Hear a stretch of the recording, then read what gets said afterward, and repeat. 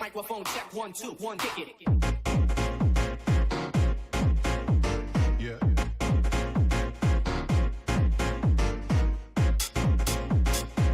Yo, good morning.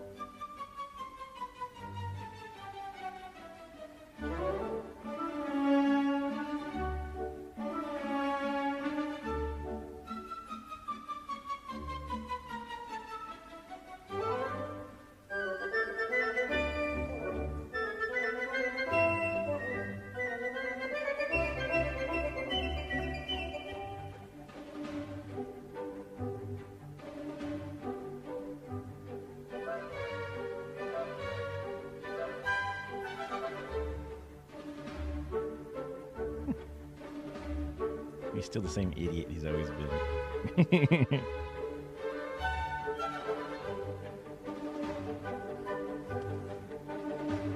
I love when he gets his eyes looking like that.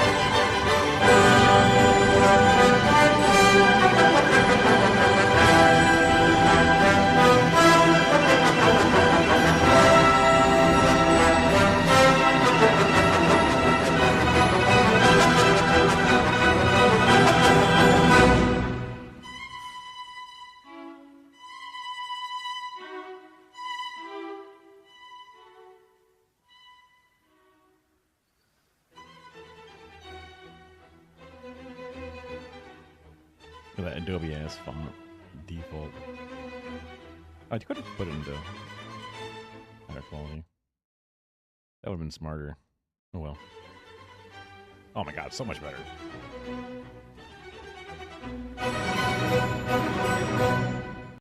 What a little baby. He's our little baby.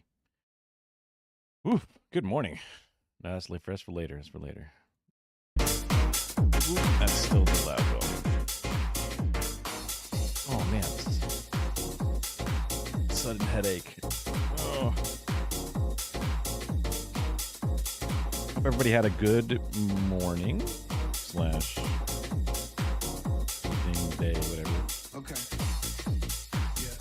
Today I do have a city council thing to go to at like around noonish, so I'll definitely have to like. I usually end up going to sleep by like 11 a.m. Yeah. So I'm gonna need to like not go super late, not into the 8 or 9 a.m.s like I have been, because oh god, I gotta take a nap or something before. You'd be smart. Yeah. Yeah. But I had some stuff on the. I pulled up some stuff. Yeah. Oh, tomorrow I have. I think at like 1:30 is the city council thing that we're addressing for Dumb Duke stuff. Yeah. So I just wanted to be there and to show support, and or do some couple of comics or something.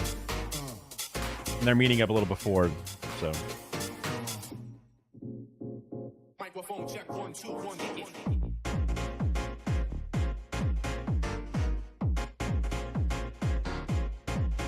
I was looking around for a bunch of different channels for stuff for Lybia. We don't have to jump into that right away.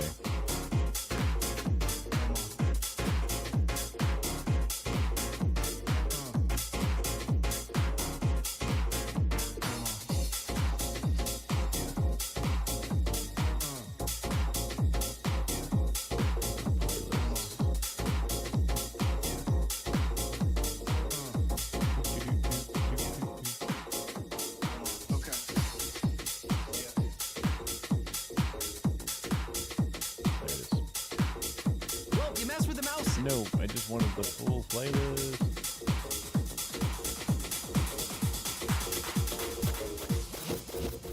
Okay, that's how you do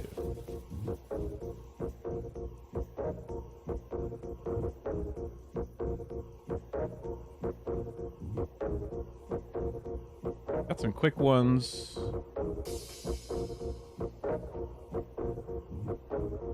Here we go. This is a thing that I've sort of seen. If you spend long enough on, there's been different YouTube channels that I've noticed over the years, and then all of a sudden they make 1 or 2 videos that make me go, So this is called Your Favorite YouTube Channel is Probably Owned by Private Equity.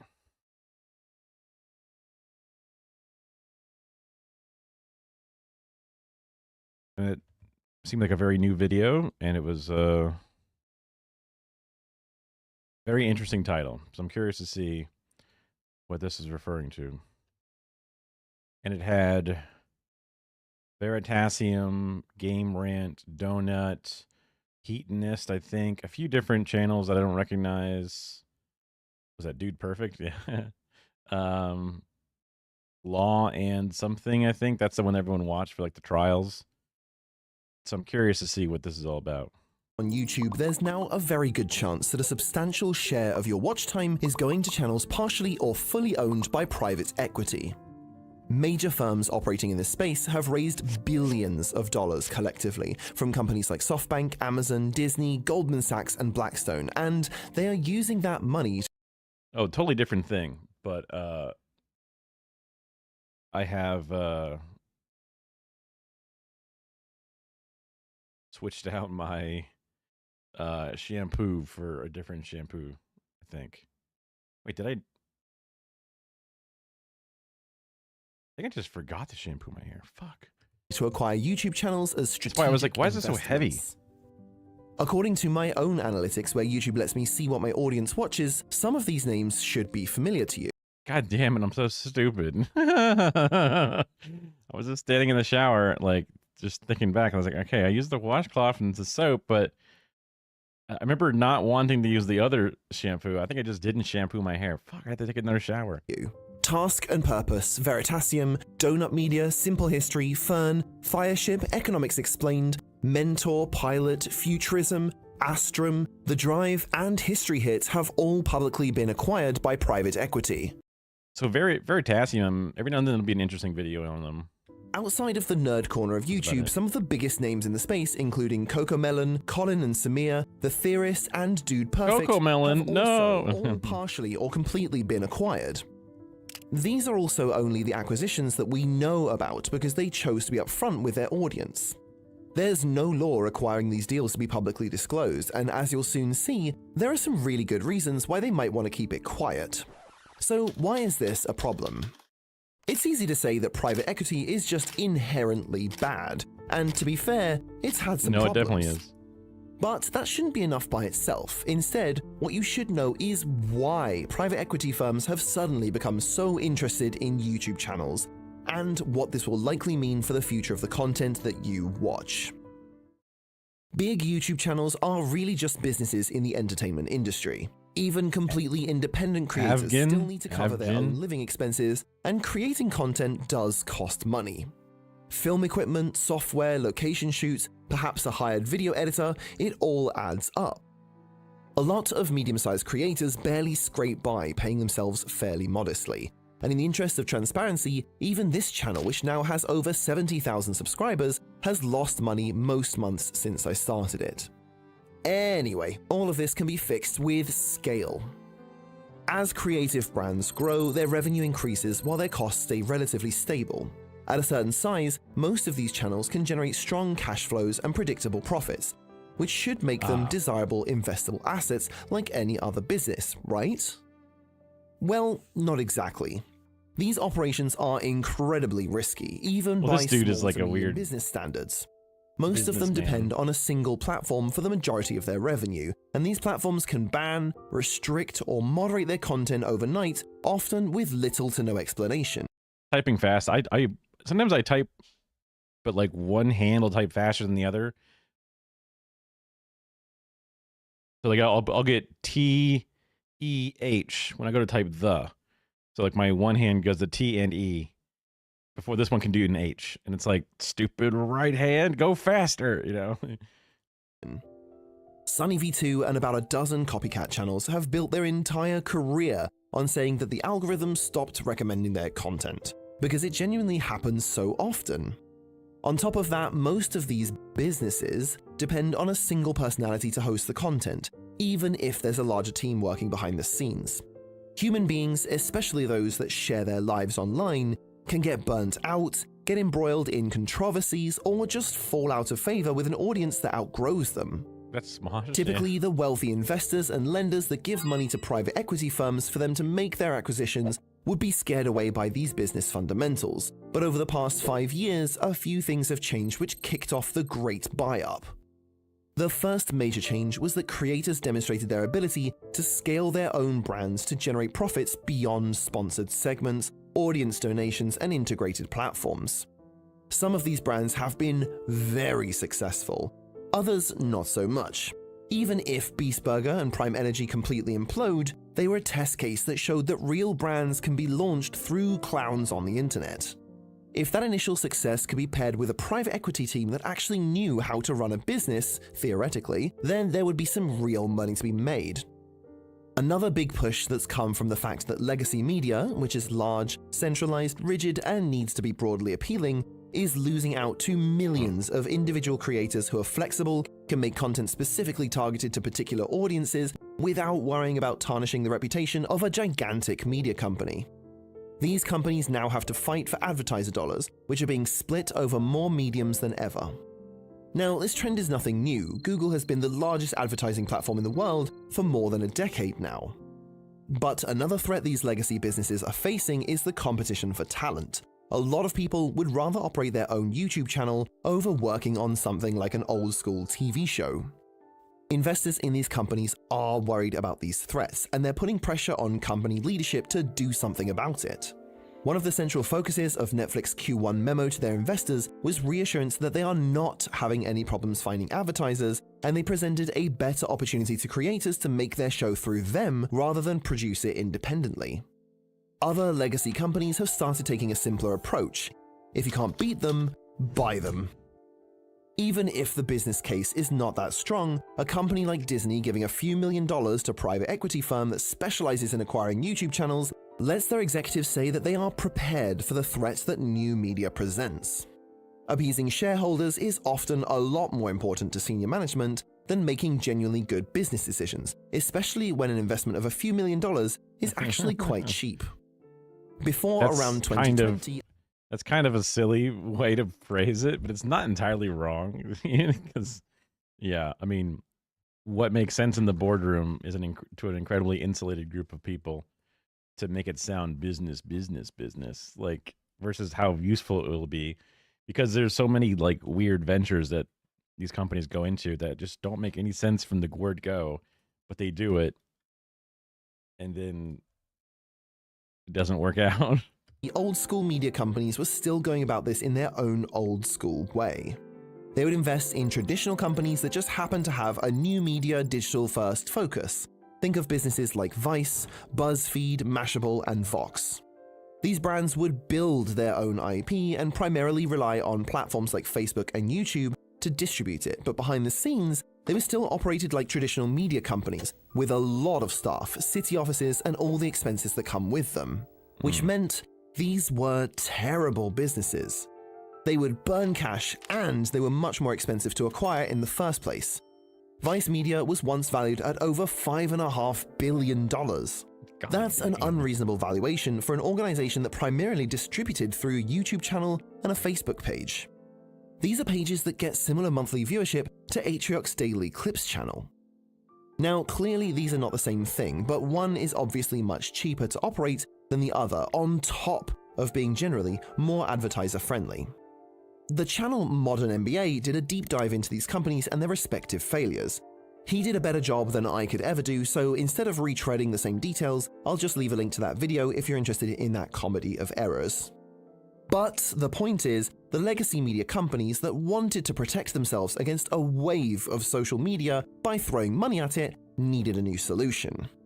Instead of investing in companies to build an online audience, they could just invest in private equity firms that would buy out people who already had an audience. And then there's the private equity industry itself. Over the past 20 years, the scale of private equity operations has increased from less than a measly $1 trillion to over $12 trillion today in America alone, according to Preqin, a data firm who are themselves owned by BlackRock. With this much money to manage, they've simply run out of normal businesses to acquire.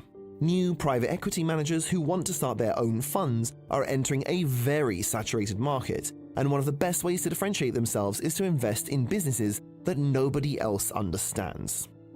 According to public releases, the biggest firms in the YouTube space have collectively raised about $2 billion and borrowed an additional $2 billion on top of that. So it's still quite a small part of the overall private equity market, but that's still more than enough money for it to become an increasingly large part of your home screen.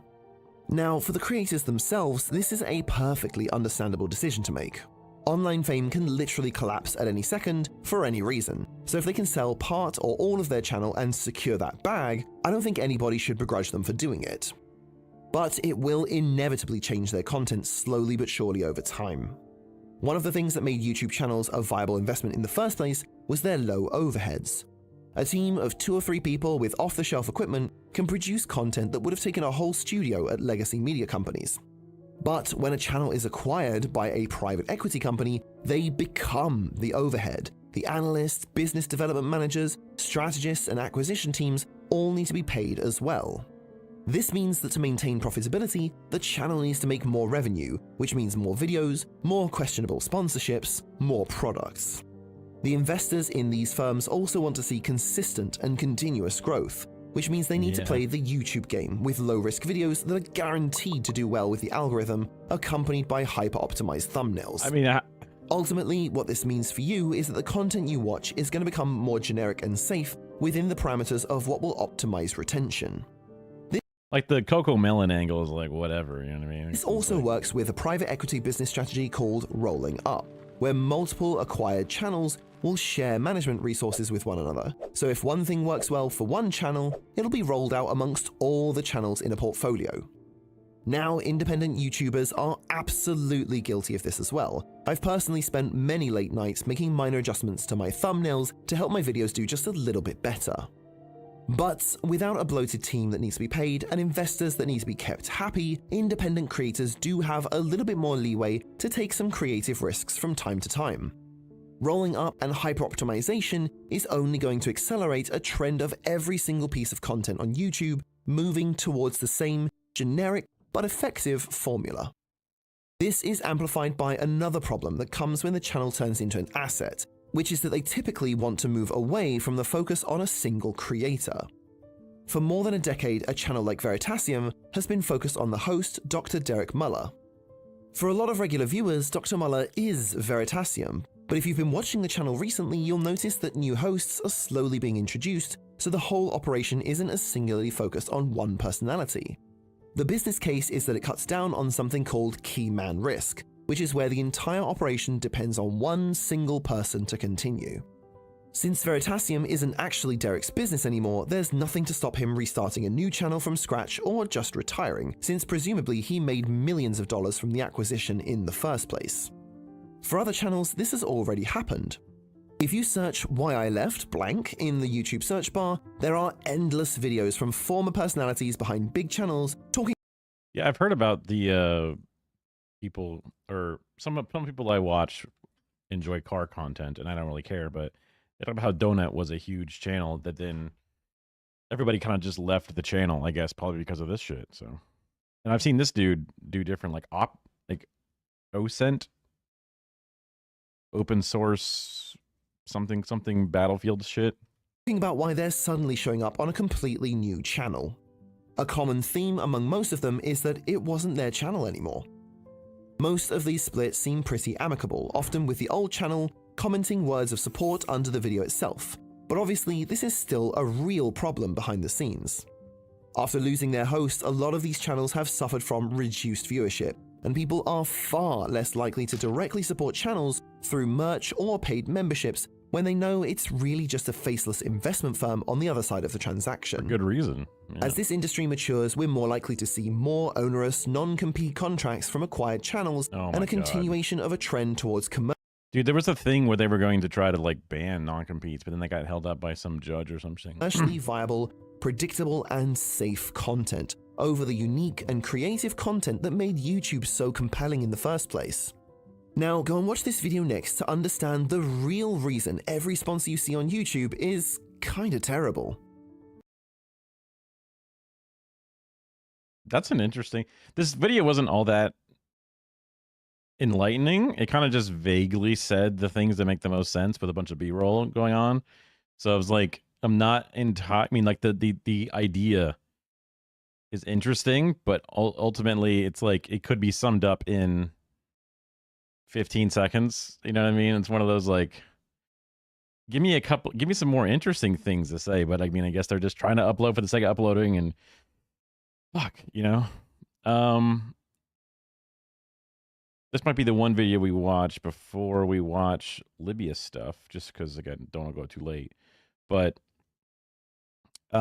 there was, so this is Taylor Lorenz, a video, a person that we've watched, and sometimes they care what these people were. Videos go a little long, and sometimes they got good thoughts and, you know, bad thoughts, whatever. Not bad thoughts, but just not the same points that we come to. But overall, I have a pretty good trust, and this is on the story. So there was other channels that were going on and on, not like in a they were just talking a lot about how this story of those, what do you call it, the CEO cheating thing, and looking at the doxing campaign that goes around behind it, and what that means for society and all this other stuff. And it was an interesting discussion that Kara and I had when we were watching. I think it was Caroline Kwame got rated into, and she was talking about how it was a really big deal for her. And I was like, it's less of a big deal for me, but I'm curious to see where more of this comes into play. Just because I think it might be a weak spot for me, because I'm kind of like, who cares? Whatever, right? But that's not what everybody thinks. So I'm curious to see what journalist Taylor Lorenz has to say about it. I don't care what these people were doing. Like, I don't want to defend them. But at the same time, I don't think that going to a concert means that anything you do there should be broadcast to whoever and then fair game for. Like, we were literally talking about being photographed at a concert the other day. And like, this might help me pull back more privacy rights, whatever it is. Anyone to research anything that they want to about you. Last week, a couple featured on the Jumbotron during a Coldplay concert in Boston went viral in a video that I think really defines this dystopian era of the internet that we're currently living in. Yeah. Oh, look at these two. All right, come on. You're okay? Oh, what? Either they're having an affair or they're just very shy. The two people pictured in the video are Andy Byron, the CEO of an AI company called Astronomer, and the company's head of HR, Kristen Cabot, who are ostensibly having an affair. Over the weekend, Astronomer said that Byron was stepping down as a result of this video. But how did things get to this point? The clip initially blew up on TikTok after a concert goer named Grace uploaded it with the caption, quote, "Trouble in Paradise," but it soon went viral on every single social media app. It was at the top of Reddit, trended on Twitter, spread all over Instagram, WhatsApp, Facebook, and more. Within minutes of the video being posted, users rallied together to identify the couple in the video, using information from the company's website, Facebook and LinkedIn activity, and facial recognition tools. People online even found the CEO's wife on Facebook and bombarded her with messages until she changed her name. Other people scrambled to identify onlookers in the video. They speculated that a second woman in the video was another Astronomer employee from the accounting department. Astronomer has said that this is false and that the CEO and HR head were the only two employees at the concert. The viral moment quickly exploded into thousands of memes and variations of the video online. Pornhub reported a Okay, that's kind of funny. digit increase in searches for office affair and caught cheating. Meanwhile, That's crazy. That's a crazy angle to take on it, but that's really funny. misinformation ran wild with fabricated apology statements and phony Coldplay concert policy updates like banning kiss cams. All of this, however, is just the latest example of the surveillance entertainment economy, where, as one user posted, we all feel entitled to stalk, dox, and humiliate random strangers on a mass scale simply because they exist in public spaces. Facial recognition and crowdsourced social media investigations are now constantly being used on random people, while the technologies that are being normalized are increasingly leveraged by the police and feds against undocumented immigrants and marginalized groups. So today we're going to dig into the origins of the surveillance entertainment economy, how it started, why it began, how it evolved, and what we can all do about it. Jason Kebler is here to help break it all down. Jason, welcome to Power User. Hey, good to be back. Okay, Jason. So to start off, I want to take stock of the scale of all of this. I saw this guy, Andrew, at The Ringer post this really smart post where he said, quote, "Monocultural events used to be like the Cheers finale. Now they're when normal people get caught cheating, freak out on an airplane, or say something funny about jobs." And then journalist Julia Alexander responded, quote, "We used to share in the experience of content, and now we share content as an experience." I thought this was super spot on, but what I wanted to add is that the content we're increasingly experiencing together is doxing content. It's investigative content. It's the whole internet coming together to basically participate in this surveillance entertainment economy. And it seems like virality itself is increasingly intertwined with surveillance. Yeah, it's become like social media crowdsourced research for sport where people try to figure out like who is in the video, and we can talk about how they do that. But then it's like, okay, where do they work? Who do they know? What has their employer said about this situation? What has their friends and family said about this situation? Where are their other social media profiles? Like in this case, the CEO's LinkedIn was immediately just like hammered with tons and tons of comments. He disabled comments, then he totally turned his LinkedIn private, for example. And it's like, we see that over and over and over again. And I guess before we get too deep in this conversation, I want to acknowledge that I saw this video and I laughed and I was like, wow, this is like really funny. And then I was like, but also this is bad. I want to just like... I'm trying to think back. So like when someone freaks out on an airplane, they're being a piece of shit, and then people point at them for being a piece of shit. And like the crime of being a piece of shit on an airplane should not be your entire world explodes, but you were being a piece of shit on an airplane. Like, it's just the fact that you were being a piece of shit on an airplane. I do think that the world will get better at working through these things. I'm trying to think. My mind was thinking of a few different examples of how when we first started seeing certain things, we didn't really know how to handle them. But now, after being exposed to it, we're a little bit better at it. Although I can't really. It's like one of those, like, I feel like there was a really good example for this. Even when I thought it, I was like, oh, there's definitely something that's like this. Some type of,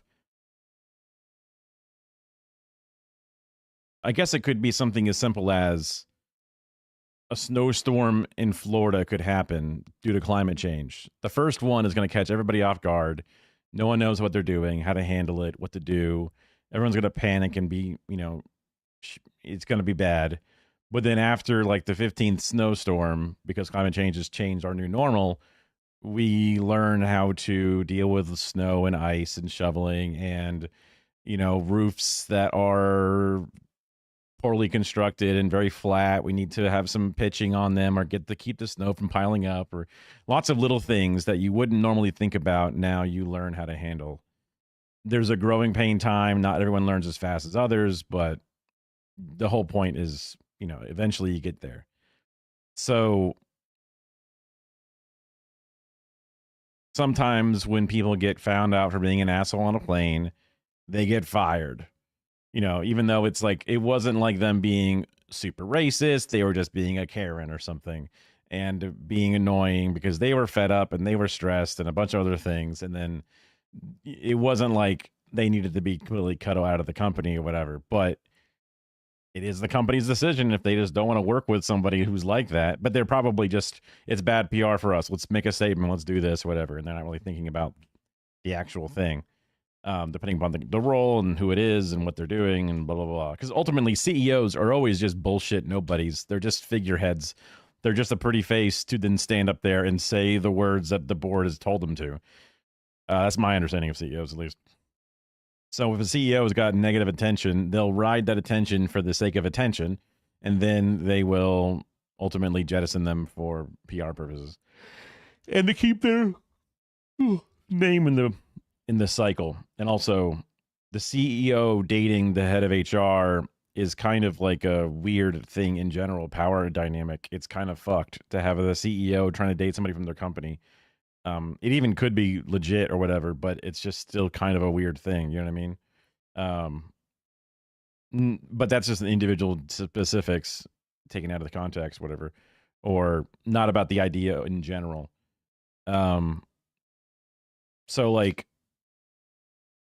still I'm in the basis of, if you think your actions don't matter, now your actions, whatever they are more public.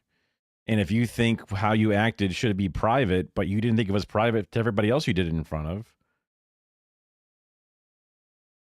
maybe that's my privilege of being not an asshole. It's like, oh, well, you're not an asshole like everybody else.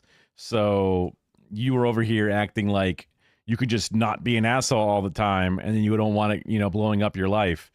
But I'm like, this could just be like one of those, like, if you got nothing to hide, what are you worried about? And I don't want that idea to bleed through all of my thoughts and commentary. Because I'm trying to think, like, is there anybody that's, air quote, innocent that's getting blasted by these type of stories? And also, the Hawk Tuah girl wasn't doxxed or whatever, but they talk about the blowjob thing being a cultural moment. That we all remember that podcast episode, that weird clip that went viral. I was talking to Kara when we were having a discussion about this, and I brought up the Bean Dad thing, because like Bean Dad was very, very proud of being Bean Dad and making their kid go hungry for 6 hours because he wanted her to, from start to finish, figure out how to open a can use a can opener she's never even seen used in a certain way before, and she's trying, and the dad doesn't want to teach her, and he bragged about it on a long thread, and everyone made fun of him. You know, if Bean Dad gets doxxed or whatever,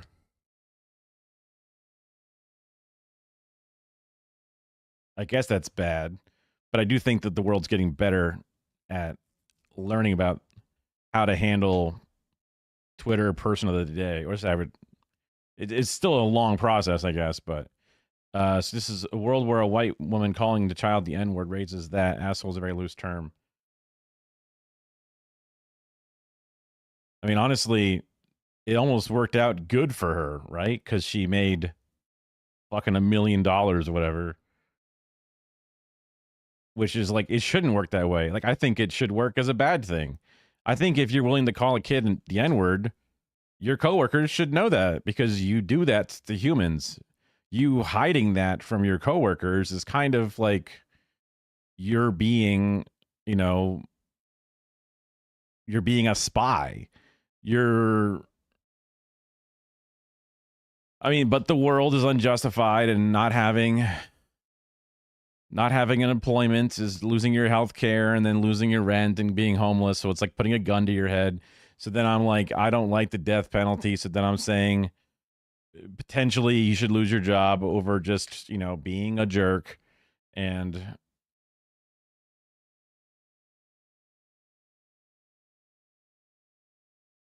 true, it doesn't always work the same way.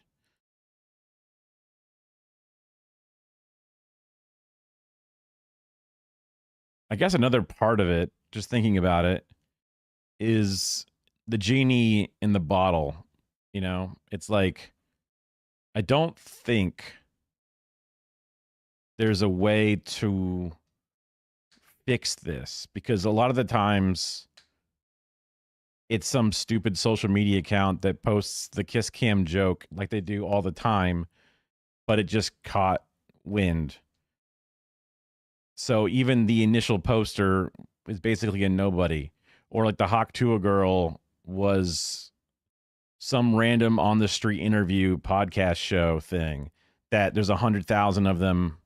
They all have no motion, but one just randomly got lucky, you know?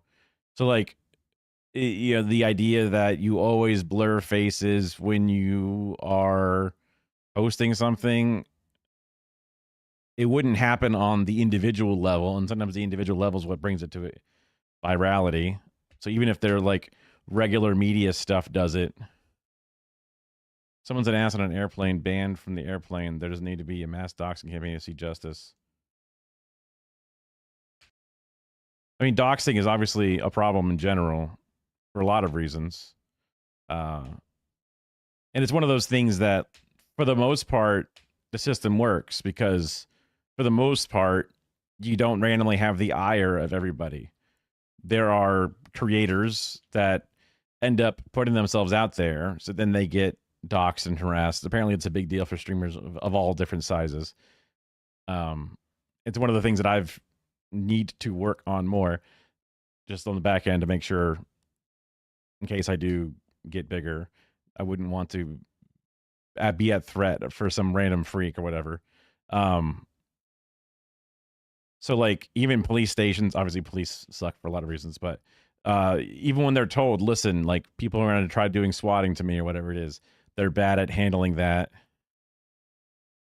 I would hope that as the years go on, and creators and people who have these concerns are existing in more and more places across the country, that they'll be better at fixing it. Yeah, I mean, suicide is a problem in our society for a lot of reasons. Yeah, I mean, that makes sense.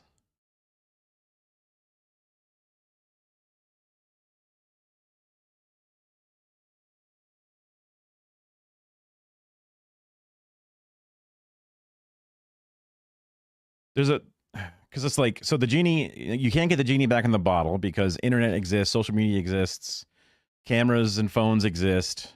And also, it's a thing that happens in these scenarios where it's like the CEO effect thing, that it happens so rarely. It does happen, but there's like 3 or 4 a year at most out of, at least in America, 330 million people and growing. It's hard to think of a thing that you could do. I agree it's bad, but I'm trying to think of a way that you could realistically stop it. Because like I can look at this and go, I would be normal and I wouldn't care other than right? But the entire ecosystem has the crazy freaks. I guess a version of it would be these data collection websites. Perhaps there's some regulations in Europe for privacy protection that could be implemented here to help prevent the prevalence of these things. But like reverse Google image searching the CEO's face in a screenshot, someone's going to be able to do that. And if they happen to get a ping on the company's website, I don't know how you stop that. You know what I mean?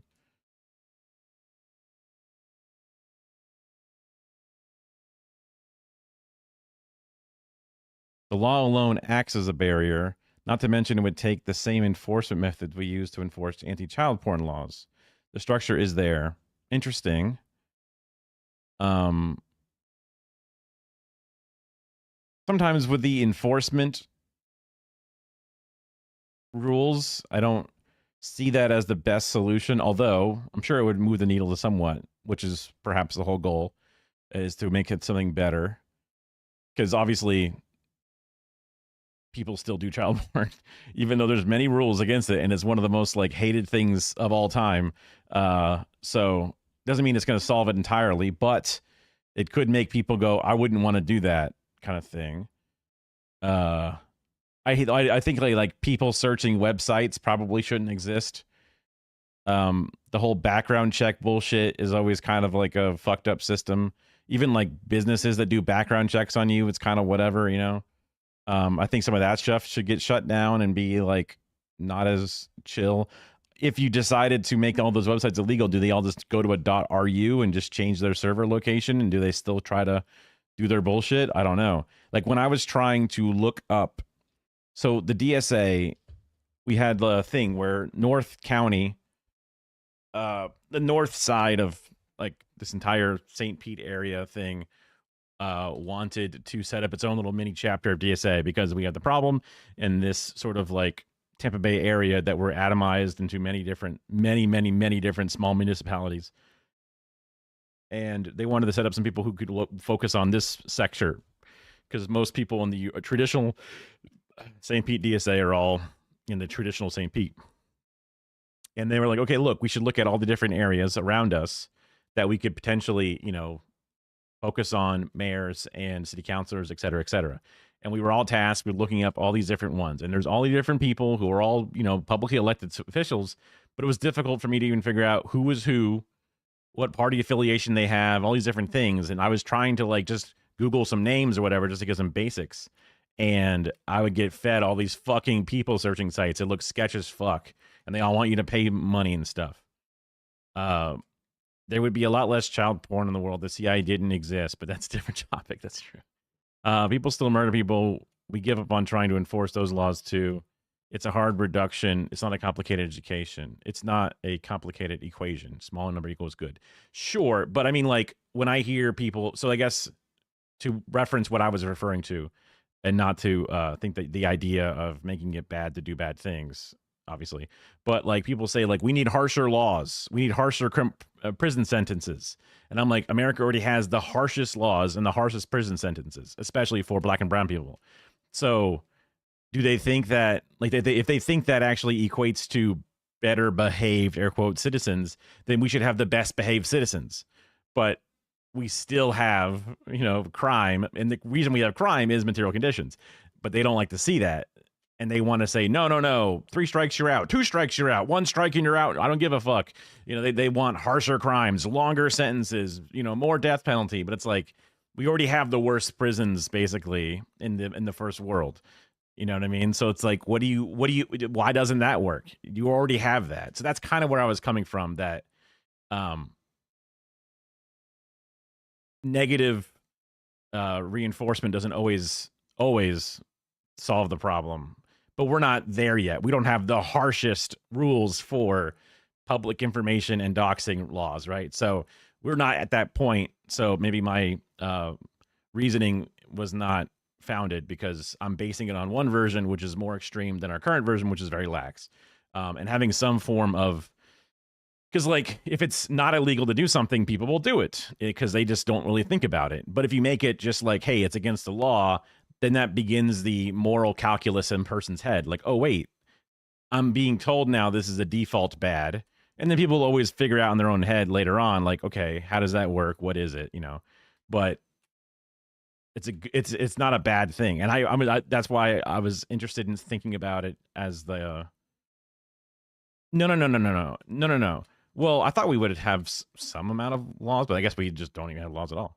But I was just saying, like, the idea of punishment and enforcement isn't one that I try to jump to because I'm so used to coming from it from that angle. But knowing we have no laws at all, and also thinking that there's other laws that are similar to this, we could just move over and employ it, and it would definitely be a deterrence for a certain percentage, which would help. And also Europe probably has much better regulations on top of enforcements. So like regulations would be like these websites can't exist or they're not allowed to get these things out. Those would be things that would stop a big brunt of it, right? You're reducing the funnel. So that still could be the one or two freaks that can really dive deep and, you know, hack or whatever, but that's going to be a much smaller number, which is going to do less damage overall. So that makes sense. You know, I'm just trying to think it out in my own head. I'm imperfect, but I'm happy to think about this more. You know, this was the whole reason why when I saw this being covered from this angle, I was like, I don't know that I had the best answer, but I knew what I felt. But I'm, unfortunately, I have like my body and my brain, because of my upbringing and or because of my lack of education in certain things. I feel like I always just pick the wrong thing. You know, I just always gut reaction pick something wrong. At least so far, I've been decent at understanding that I need to like double check things with myself, but and I try to think about things in the most empathetic way possible, and sometimes that leads me to being like, we should not have any enforcements because that's empathetic in this other way. But wait, that's going a bit too far in a certain way, and like I gotta like think about it. Yeah, they're lax for most things. Comes with several decades. Interesting. I mean, I know our white fucking collar crime is goddamn lax, that's for sure. Acknowledge, like, we can hold two different thoughts in our head at the same time. Yes, I laughed. Yes, it's hypocritical, but I also think it's bad. And we can talk about why I think, like, this impulse is bad. This, let's dox someone immediately. Let's find out everything about their lives immediately. And I think that this is a high profile incident. Yeah, I mean, and also, like, isn't like a civil offense or like a traffic ticket is not necessarily illegal, but it's a citation or something like that? Because that's what people were saying about crossing the border. Like, it's not illegal. It's just like, it's not a punishable crime. It's just like a fine or something. Like I forget the term for what the two different types were, but there was basically saying that it's a civil offense. It's not even a criminal offense or something like that. That is emblematic of things that happen to people who are not famous, who are not rich, who are not powerful, who are not CEOs all the time. When do you think that this sort of... Not to completely open up a whole different side problem, but I've hated how traffic tickets, a complete tangent, I guess, but just like a quick little misnomer that we can eventually talk about more later on or a different day. But traffic tickets, driving fast is dangerous. Not, it's against the rules, law, whatever. It's bad. So you get charged with a traffic ticket and you got to pay a fine. And then you also get points on your license, et cetera, et cetera. But the fines are very static. There's very specific prices for doing certain speeds in certain areas. And then there's certain fees built into it. But those fixed prices do what? They literally do nothing to stop the rich. And then they only incredibly oppress the poor. So, like, should it be a percentage base but also stealing 1% of anyone's income would be brutal. And then also some people, you know, don't get their money through income, so you couldn't even say it's like a paycheck thing, and some paychecks are like freelance and come through in different ways. Some can't even, like, you know, is it like a tax thing that you levy later on to like give them less tax benefits or something? I'm just trying to think of like, how could you create a financial punishment for something and have it be equitable without it being incredibly complicated and hard? And I could never think of a way that, because like the rich people hire a lawyer to show up in court for them to get the points off, so it doesn't even cost points, and then they just pay money. And it's like, you know, it's like me taking the fucking toll road. Oh, it cost me $1 something? Who cares? It's going to save me some time. Nice. A rich person speeds, doesn't give a fuck, and then gets a ticket or something, or runs a red light camera and gets a fucking red light camera citation, and they can just pay it off. They don't give a fuck. Where a poor person would be almost like they'd like to decide between, like, you know, buying their medicine or paying the bill. Blew up 20 coal miners and he got 3 years house arrest. Yeah. I mean, he's got a really weird name.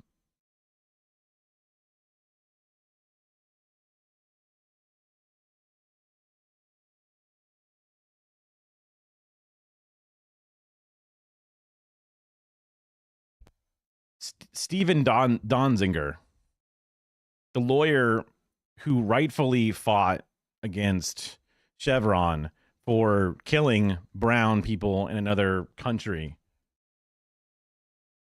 Literally nobody in the world, no actual human being in the world, can see what Steven Donziger did. Literally followed the rules, did law, took people to court to fight back against injustices, using the systems and the institutions in place.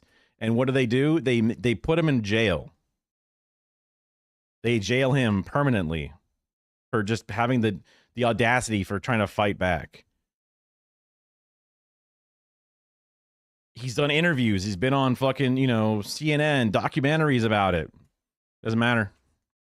He's like, I think he's gotten on house arrest for a little bit and has to go back in. It's just like the rich and powerful can do so much and get away with it, that it, all those like petty problems of people really should just like be like, wait a minute, this is the real problem. I'm trying to figure out exactly. Counter litigation. They started that as seen in a documentary presented at the Sundance showed scientists present at a legal strategy meeting. The same scientists were later appointed by something Ecuadorian court. Compromising scenes are left out of the film. Whatever. It's nobody has said that the persecution of him was like justified or whatever, and the fact that he could be under such intense. I mean, I can pull up something on this later if we find it interesting, but it's just one of those things that, like, you know, just thinking about those problems makes me think, like, why am I watching this video? You know, we're you know, obviously getting annoyed and attacking random individuals, but it's like as I said, like a 3 times a year at most problem compared to bigger fish to fry. A literal goddamn genocide is happening. You know what I mean? Like, but it's an interesting topic to make me think about things, and it can also help me understand and be empathetic in other ways. And also, it was something that I was weak on earlier, or just I did not have a full-fledged complete thought on it, so I kind of wanted to finish. Crowdsourced surveillance culture, for lack of a better word, really started to emerge. It may have been before this, but in my mind, when this started happening was the Boston Marathon bombing. Like, in the immediate aftermath of that, there was some surveillance footage, there was some social media footage of the finish line where the Okay, I remember this, and then they were trying to find the bombers, and they started doxing people who had nothing to do with it, and then they caused those people problems who were complete innocents. So that's a good example of this being used to, even if I decided that being a Karen or a bad person means that air quotes you deserve it, which is not what I think, but even if I did think that way, this is a good example of the apparatus being used ineffectively, or I guess like true crime people doing like personal research into true crime and trying to solve an ongoing mystery, and then start creating a bunch of like whipping up a bunch of freaks to then harass people who have nothing to do with it, and or impeding with the actual necessary investigation, because the way the law system works, that can really fuck up the way that the courts will work or evidence is collected, etc. The bombing happened, and this is a terrorist attack. It was something really awful, but there was a subreddit that was trying to figure out who the different people were in these clips, and nominally they were trying to figure out who the bomber was. I mean, like, and that doesn't even seem like a bad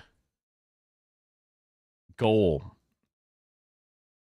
Like, if right-wing freaks came to a Palestine protest and did damage or hurt or even killed people, and there's videotape footage of it, I could see many leftists or anarchists or just people who want justice in general. And also people know that like the cops are bad at their jobs, right? Literally Luigi Mangione, the person who was alleged of doing the crime, who, I mean, people, they're innocent until proven guilty. Sometimes heads just do that. Sometimes bodies just fall over and pop like that. It wasn't found through the cops. It was found through regular people, right? So there's always this like, especially if it's something that's near and dear to your heart, close to you, I could see people wanting to look into it.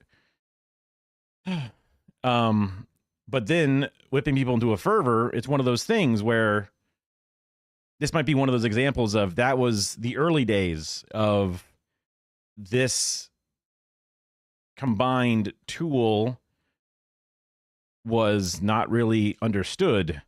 I wonder if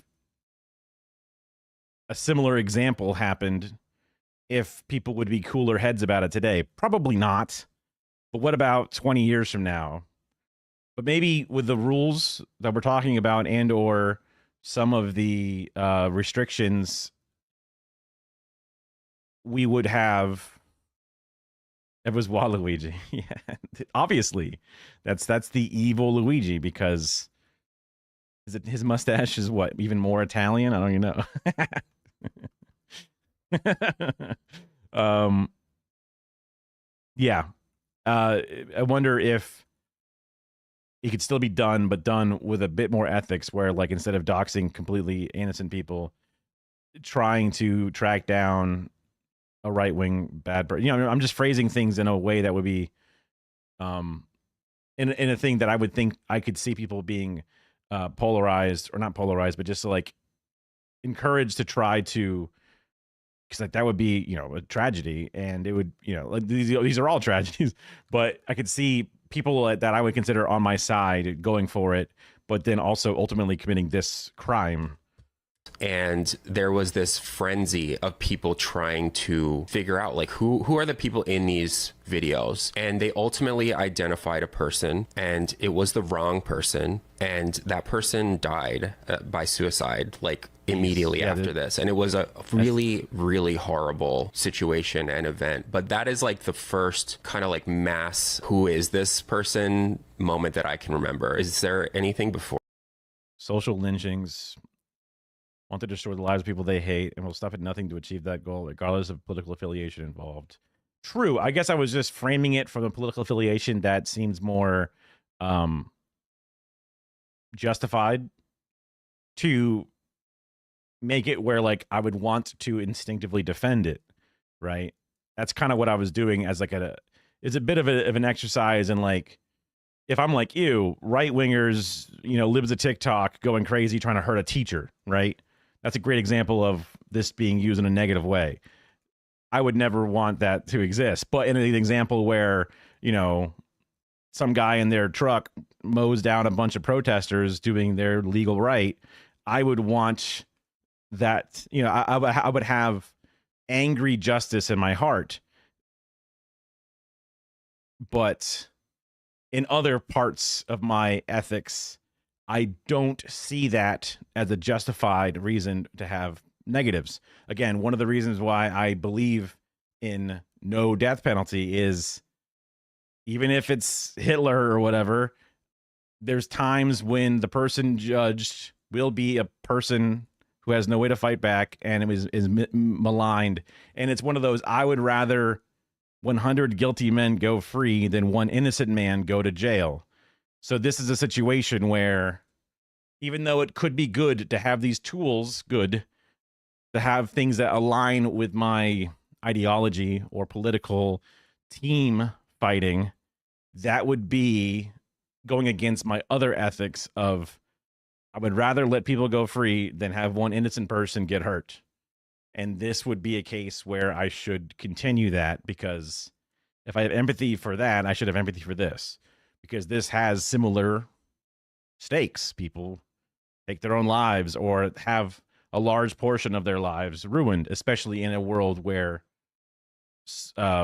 your material conditions are so important because you're not provided them in other ways. So this is helping me build the framework for, because like as we know from before, there are certain things that help my brain work with something. And if I don't work with something, I continue to have friction.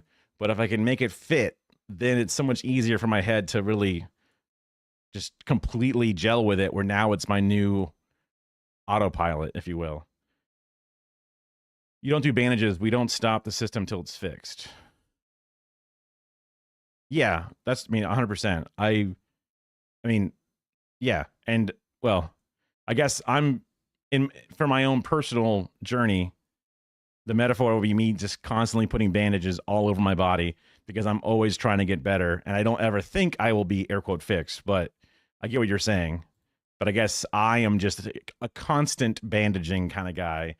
But maybe I should be internal surgery to, reinforce with pins or something, something else more clear cut. But I get what you're saying. For that you can think of. Or I think I get what you're saying. It's so funny. I remember I worked at the Daily Mail at the time, and I remember being in the Daily Mail newsroom and everyone just scouring the internet to try to find any information on this person. And like you said, it was really this Reddit community that had come together, but it was also happening across Twitter, which at that time was very like news driven. But it was the first time also that I think we started to sort of realize how much was being shared online. Yeah, I mean, fair. Sorry, yeah. Sometimes when I have a thought in my head, especially with me, I try to make sure I finish it, and then I'll see messages pop up because I see the chat move. But I'm like, if I stop and read it, then I'll lose my thread. So yeah. April 2013, for people who don't remember. By that time, social media was around. It was nascent. Instagram had only launched 3 years before, and you couldn't really search on it. Twitter was really like the main thing, so I think she's kind of getting at it, where this is kind of the early ages of it, but she might continue the story to say, even though it's been started, it still hasn't gotten safer, or we as a society still aren't ready to use this yet. So that's again where laws, regulations, guide rails, limitations should be put up. So digging through Facebook. Facebook was not even a decade old at that point, but people had been sharing so much. And I remember people sort of scrolling through, looking. You could search for people in Boston. You could try to see who was friends with someone, and sort of like trying to look at people's tagged photos to suss it all out. And I just remember at that time too, just thinking about my own digital presence and being like, wow, there's a lot more that we can find out about people online than I think. Thankfully, I got no friends, and I never get taken, and I don't use social media because I don't have that itch to scratch. My head ends up just like watching videos and playing video games. So lucky me, I don't really have this weird background history, but also I kind of wish I had more social connections, because then I would be better at streaming and sharing videos.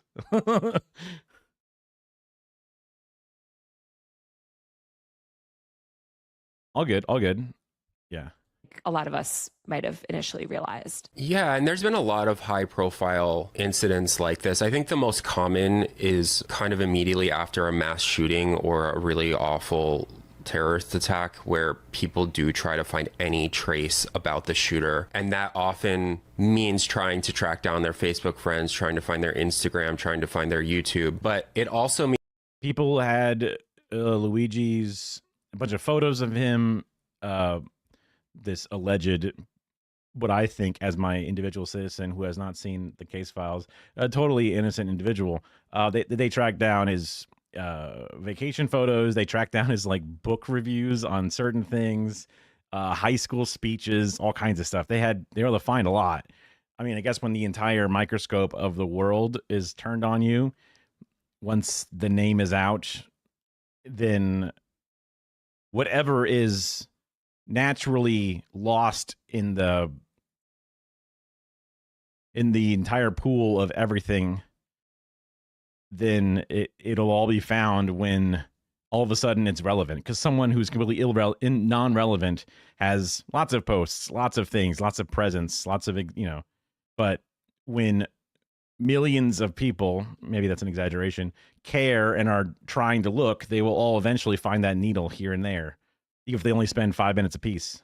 Means like figuring out what like usernames they may have used on Xbox Live or like some random forum or something like that, and then sort of working back from there. And I also have had that same realization about myself where, I don't think I've done anything awful, but it does make you wonder, like, what is my digital footprint? And so like I've searched all of the like usernames that I've ever used on like any forum or like my old Zanga, like things like this, and I'm like, wow, there's like a lot here. It's become really common. I guess first journalists did it quite a lot and journalists still do it, but it's become this like broader thing where people start trying to research anyone who is part of any major news event. So I think things started around the Boston bombing, and you had a lot of journalists and kind of like digital sleuths and like people who I think were deluding themselves into being like, oh, I'm a helpful citizen, I'm going to do my part and try to find this person. So that's April 2013. By December 2013, we have another moment that I think is closer to kind of what we're seeing with the CEO, which was the Justine Sacco tweet. I'm sure you remember this. I do. Has Justine landed yet? Yeah. So exactly. This woman, Justine Sacco, who at the time was this corporate executive, was on a trip to Africa. She had posted something incredibly offensive.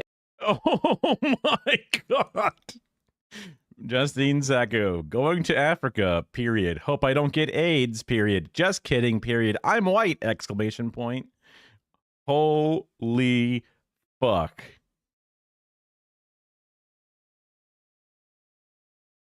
$2013.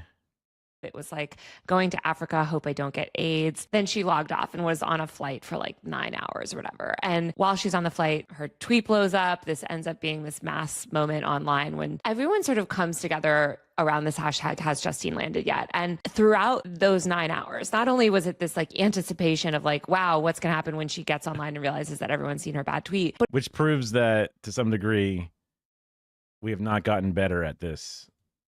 Like I maybe thought we would.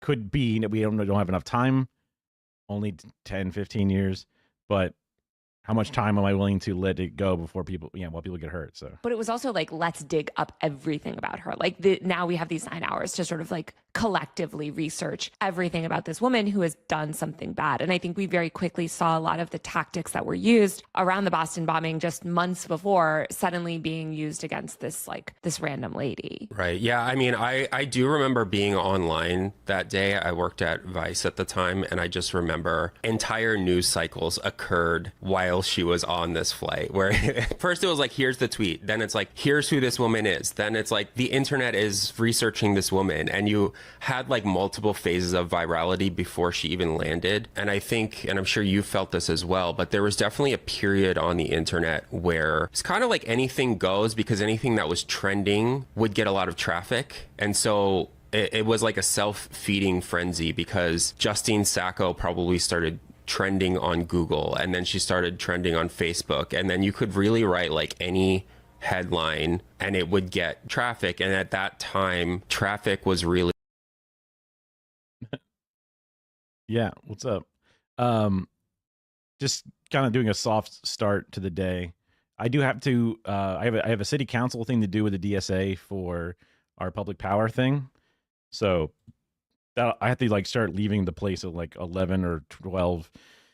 So it's 3 now. So I won't go too late tonight. I won't make it until like 8 a.m. or whatever. I'll have to take a nap and shit. But Just watching this thing about the doxing stuff because I was in Caroline Kwan's chat after a raid, and she was covering this CEO thing, but from the angle that it's bad that we as a society do this. And I had one of my classic, I don't quite see the problem in this. It's bad, but whatever. Very laissez-faire about it.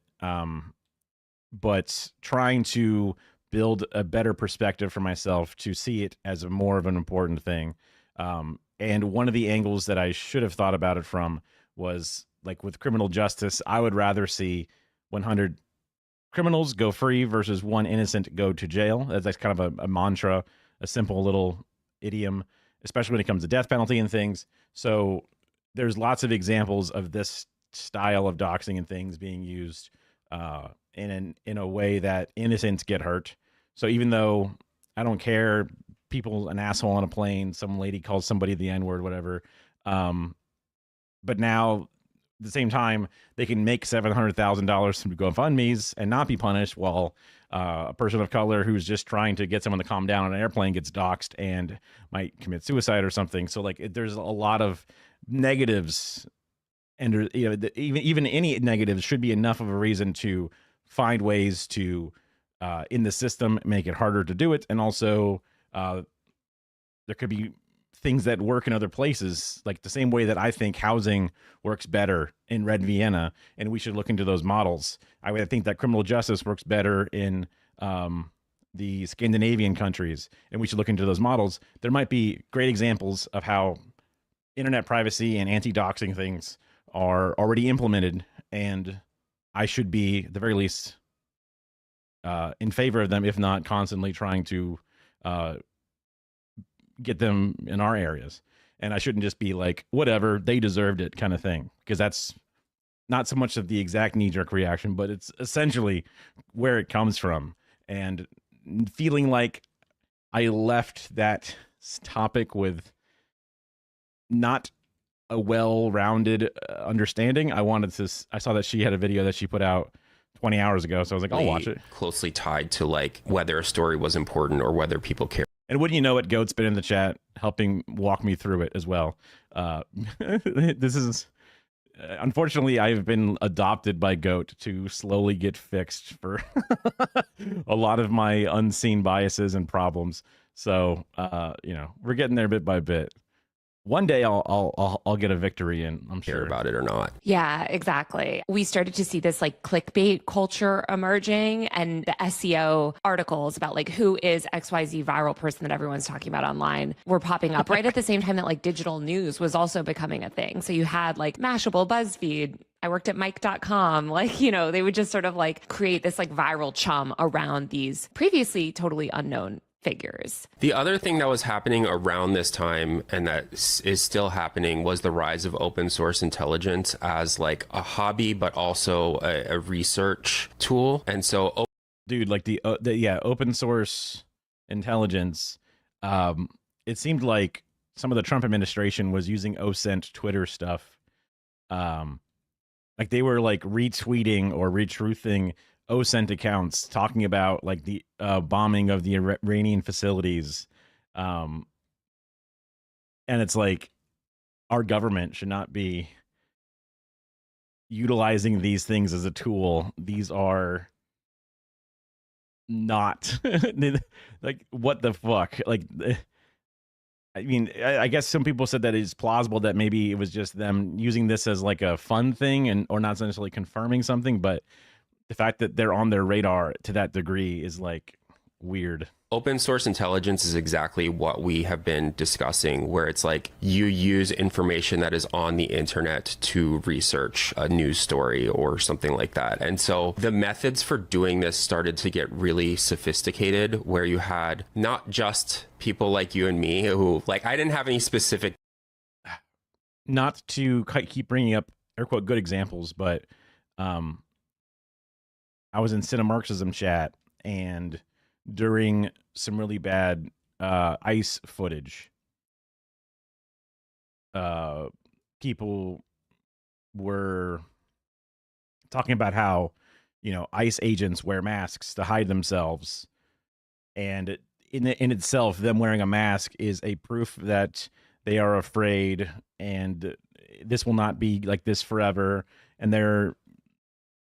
they don't want to have a history of them doing these negative things. But then sometimes their masks slip, and then people figure out who those people are.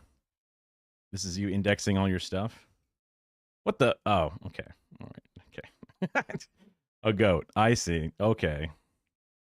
Very humble. I mean, I guess literally goat is in your name.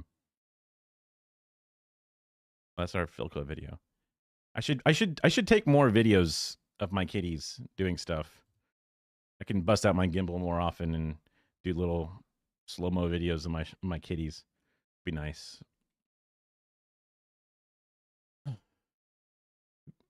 Hello, everyone. In No, this not the video, 3D printed Power Fist. Although part 1 was printed last night. So far, so good. It'll be nice and big once it's done. I think it's somewhere around here is where like the hand goes. So we've got a couple of days of printing left. I'll keep you all updated for sure. The piece right now that's in there. Take it to a baseball game. It might explode if it tries to catch a baseball.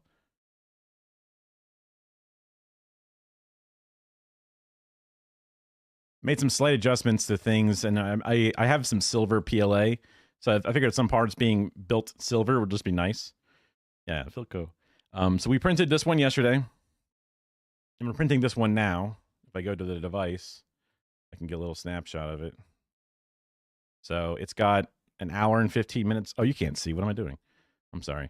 An hour and 15 minutes left of the current print. Look at it go. This is now an old printer. It's no longer top of the line. I like the Bamboo Lab printer because it was very like baby's first printer. It auto levels. It auto does a bunch of shit. It has computers and LiDAR. Half of it's probably bullshit, but whatever. It made it way easier compared to like the really, really, really, really do-it-yourself style hobbyist ones that existed before. But anyway, not preview. Okay. Yeah, we printed this one plate yesterday. We're on this plate now. Some of these plates will print fast, but a lot of these big ones will take a while. But yeah, we're on 2. I did sleep for a while and had nothing printing, so that's going to add some time to the thing. Anyway, I'm just tabbing through my things. Training in exactly like how to research someone. I was just someone who was like on the internet a lot and was good at clicking around social media and doing like advanced searches and things. But then you also had people who may have had like an intelligence background, who may have like formerly worked at the NSA or the FBI, who started using some of the things that they learned within the government. Just because I want to make sure we can get to our stuff, I'm just gonna like 1.25 this. To start researching things like the rise of ISIS and like doing things like looking at satellite imagery. And this was like really important work and can be really important. And it's been used to find like atrocities done by Israel. It's been used to find like hidden terrorist camps and things like this. But like these same tactics have filtered down to research like incredibly frivolous things. Yeah. I mean, the ISIS accounts, like back in the early 2010s were such a real thing online. Like there was the James Foley beheading video like around this time as well. And I remember people like, you know, taking screenshots of the background and looking at it on Google Earth to try to sort of like determine where things are. All of that sort of like. Dude, some of those Rainbolt clips, finding like an official meme from like forever ago. There's one I remember, like the little girl who's going, I guess she's like she's sitting there as the house is burning in the background. Like he'll find that exact spot through Google Earth. Now, you might not be able to do it to everything, but some of these people are crazy with Google Earth. Now, half of the things that they're crazy about with Google Earth is just metagaming Google Earth to understand how the cameras work, what kind of vehicles are used, sides of the road, where the sun is in the sky, but then down to like, oh, that type of dirt, that type of grass and tree combination is only going to be in, and they just build up this incredible index in their heads. And some of those people are in the Hasanabi circles. So watch out, you jerks out there. You never know. We got shooters on our side too, I guess is what I'm saying. And by shooters, I don't mean guns. Okay, let's be real. Okay. Building. And then I think we start to see in the mid 2010s also just these viral characters emerge on the internet without their consent. Like a year later after the Boston bombing, you see Alex from Target, who's just this random kid at Target that somebody takes this photo of and posts it on Twitter and goes viral on Snapchat. And I think of Ken Bone actually throughout the 2016 election. Like he was a guy who kind of went viral for being this like undecided voter on TV, but very quickly everybody looked up. He liked Jennifer, the lady from Hunger Games' butthole. Okay. Right. Everything about him and found his Reddit history, and the discourse around him immediately became around like sort of his online presence. This is probably around the time the phrase milkshake Oh, it was the fappening. That's what he was commenting on the fappening. Took off. I don't know the exact timeline of that or even the exact origin of that, but it's a meme where someone goes viral for whatever reason. It's almost always a random person. And often the reason that they're going viral is because they did something cool. Like it's like, oh, I'll look at this like thing or person that you really like. And then people do like tons of research about them. And they're like, oh, we regret to inform you that this person said something really racist, like somewhere, or like anything like that. It's like, we regret to inform you, we found something bad that this person did online. Yeah, Milkshake Duck actually also comes in 2016. It's right around the Ken Bone time. And it's from this really famous tweet from this account, Pixelated Boat, that was sort of like an internet poster. And it's from this viral tweet when he said, the whole internet loves Milkshake Duck, a lovely duck that drinks milkshakes. 5 seconds later, we regret to inform you the duck is racist. It's this idea of like, we all have this viral guy. Actually, they're problematic. I think we really started to see it accelerate actually after Trump was elected. You started to see. I haven't heard the term milkshake duck used in a while. I've heard the pancake waffles thing where not really the same topic, but you say, man, I really love pancakes. And then people reply, how dare you? Why do you hate waffles so much or something? Which is different, but somewhat similar.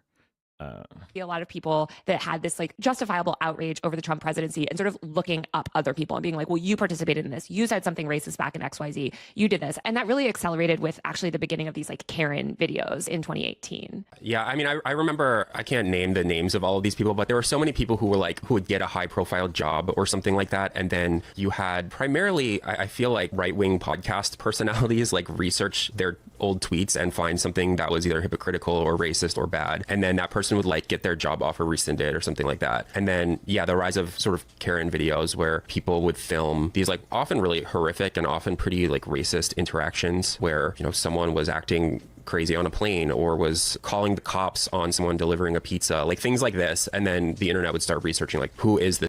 Black man fishes in the lake where people allow to fish. And they go, hey boy, you allowed to be out here? What are you doing out here, boy?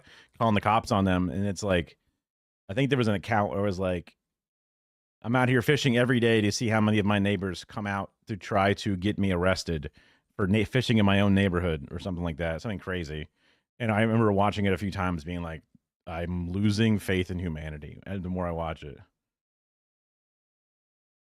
This woman, and let's tell her employer about it. Yeah. There was the barbecue Becky video. There was also Permit Patty. You also started to see the opposite. Like, show me your address. Show me your ID. Like, I don't have to do that, dude. Like, I live here. Fuck you.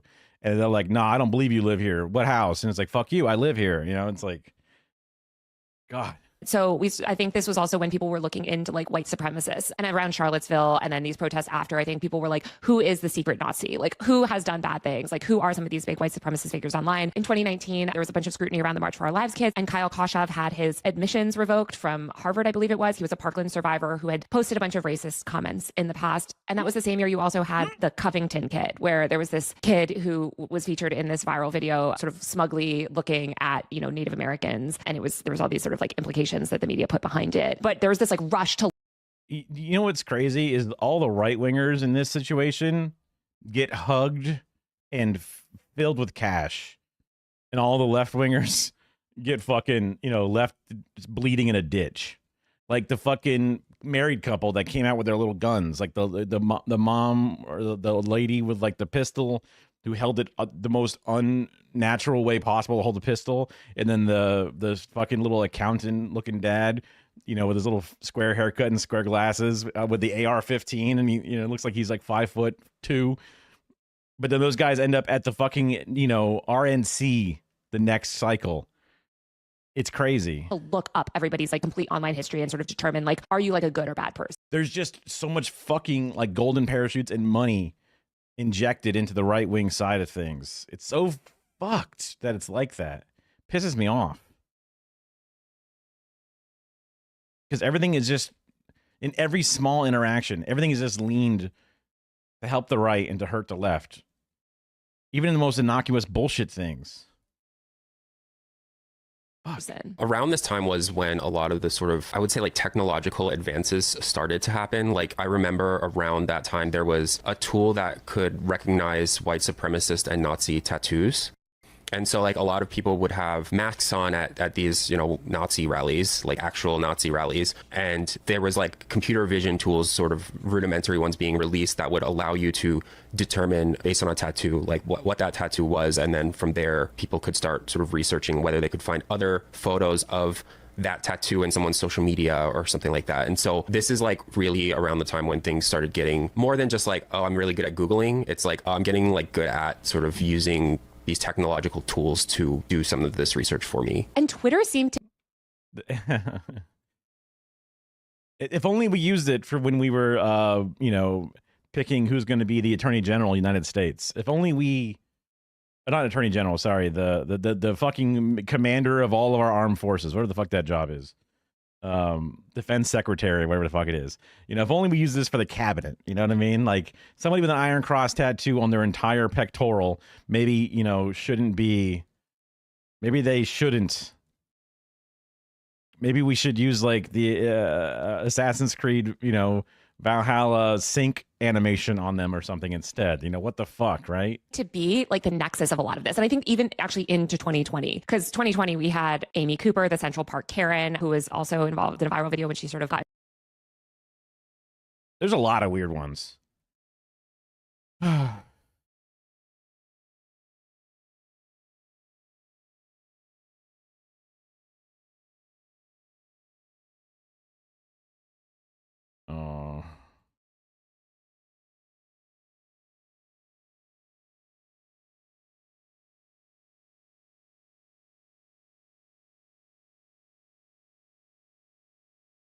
This is not helpful, my Google search.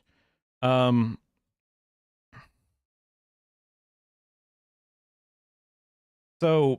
there's these things. Imperial Knights. They are a miniature that's pretty tall. So like if a regular mini is this tall, the knight would be like this tall. It's a big robot. And at one point, you know, very fancy, first time big robots kind of made their comeback into the game. You know, you got little orcs and you got, you know, little guys and big robots next to them, whatever. And then when Knights came out, they're very big models. They're hard to paint. And one gaming club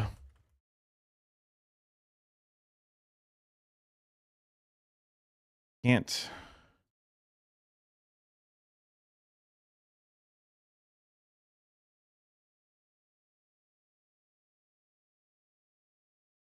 What the fuck?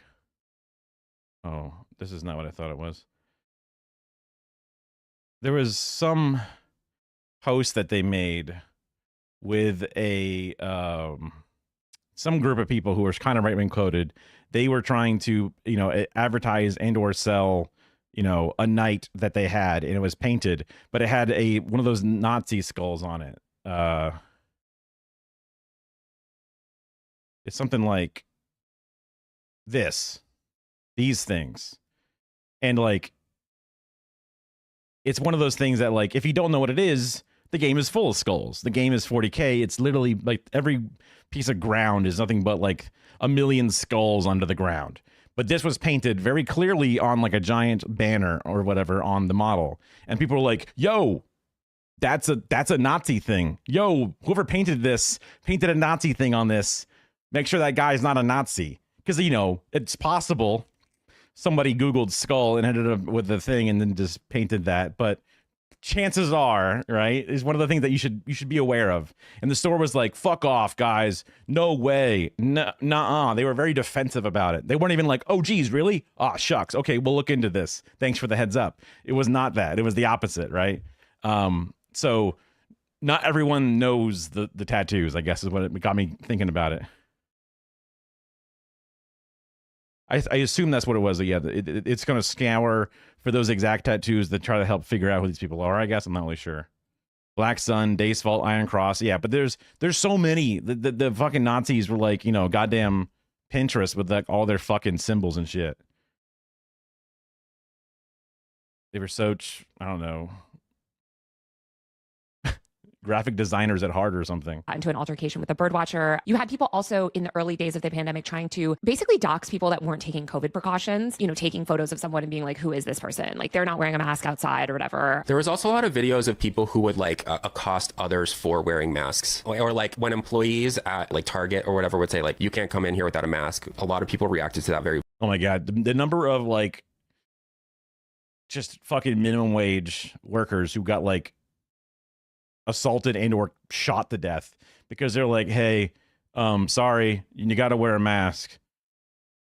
That was always one of the things, man. Like, I was a lib at this point, so I was very like sneering at people for not wearing masks, but also like it's the simplest thing to do, you piece of shit.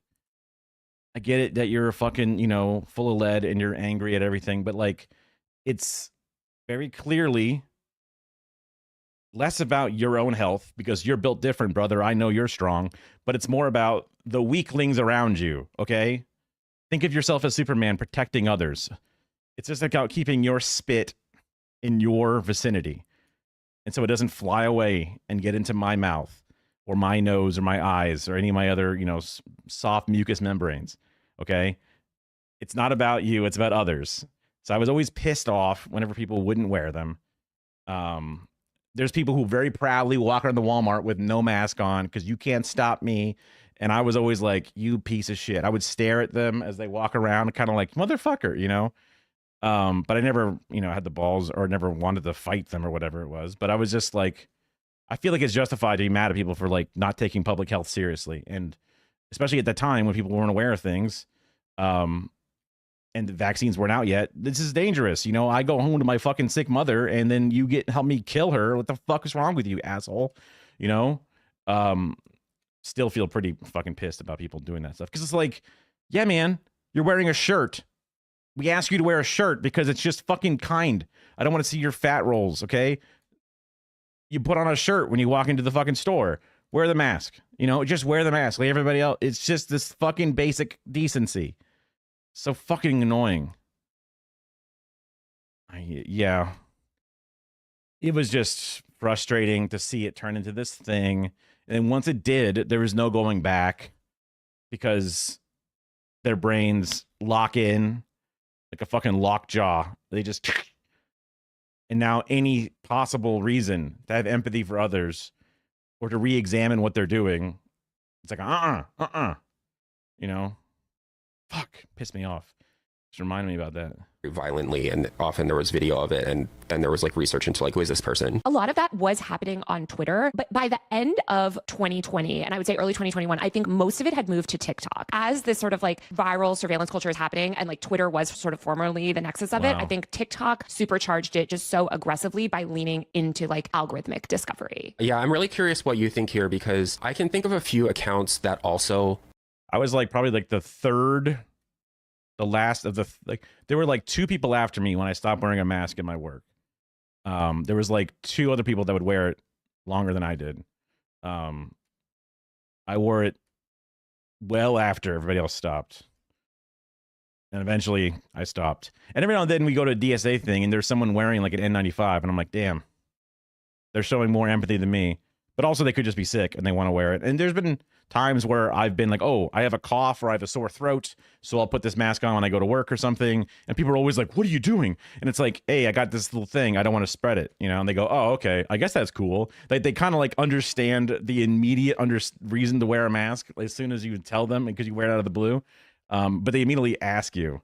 Yeah, that's the thing that I think is awesome. I mean, I don't want to be like one of those dudes who are like, believes that, yes, the homogenous society of Japan is it's better than America.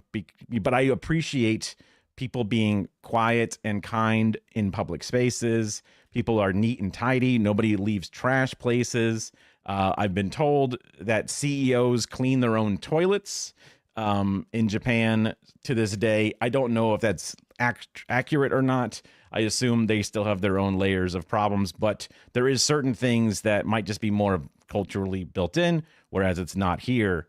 I got, poor people, spitting on the floor and saying, hey, that's what janitors are here for. They have to do their job. I'm giving them a job. They should be thanking me that I'm leaving my filth everywhere.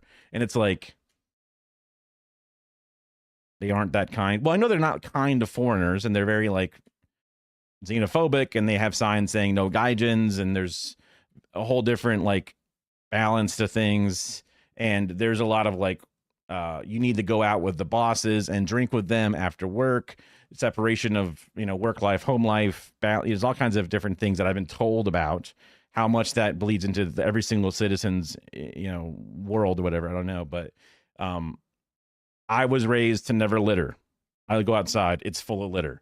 It's like, fuck. Now, our social safety nets don't exist. Society doesn't exist. It's not a kind world that we live in. So when they feel like the world is a trash dump towards them, they leave trash. It's just one of those things. I understand where they're coming from. I eventually getting to be in a middle-class home and, appreciating my clean neighborhood would then take that energy elsewhere. Other people weren't given those same, benefits. But when you go to another country and you see how clean the streets are, you watch video from China and you see how nice it is, you go, damn, America is kind of a shithole, There's a suicide forest. True. Yeah. Of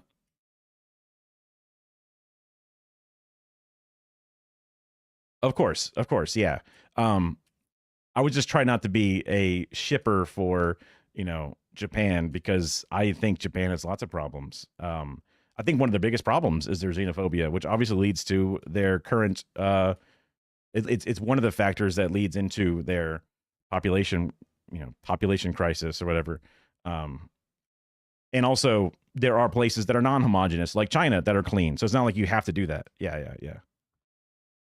On TikTok would sort of demonstrate how they were doing this research, and then those videos themselves would go viral. There was that guy who would like guess how tall you were based on like a couple different images and things like that. And it's like, this was all consensual and honestly like pretty cool, but he would show exactly like how he would do some of this research, like compare your photo to like a known length in another photo. And that's fun. There's a lot of problems with lenses. So one of my favorite things to pull up, what is it? Yeah,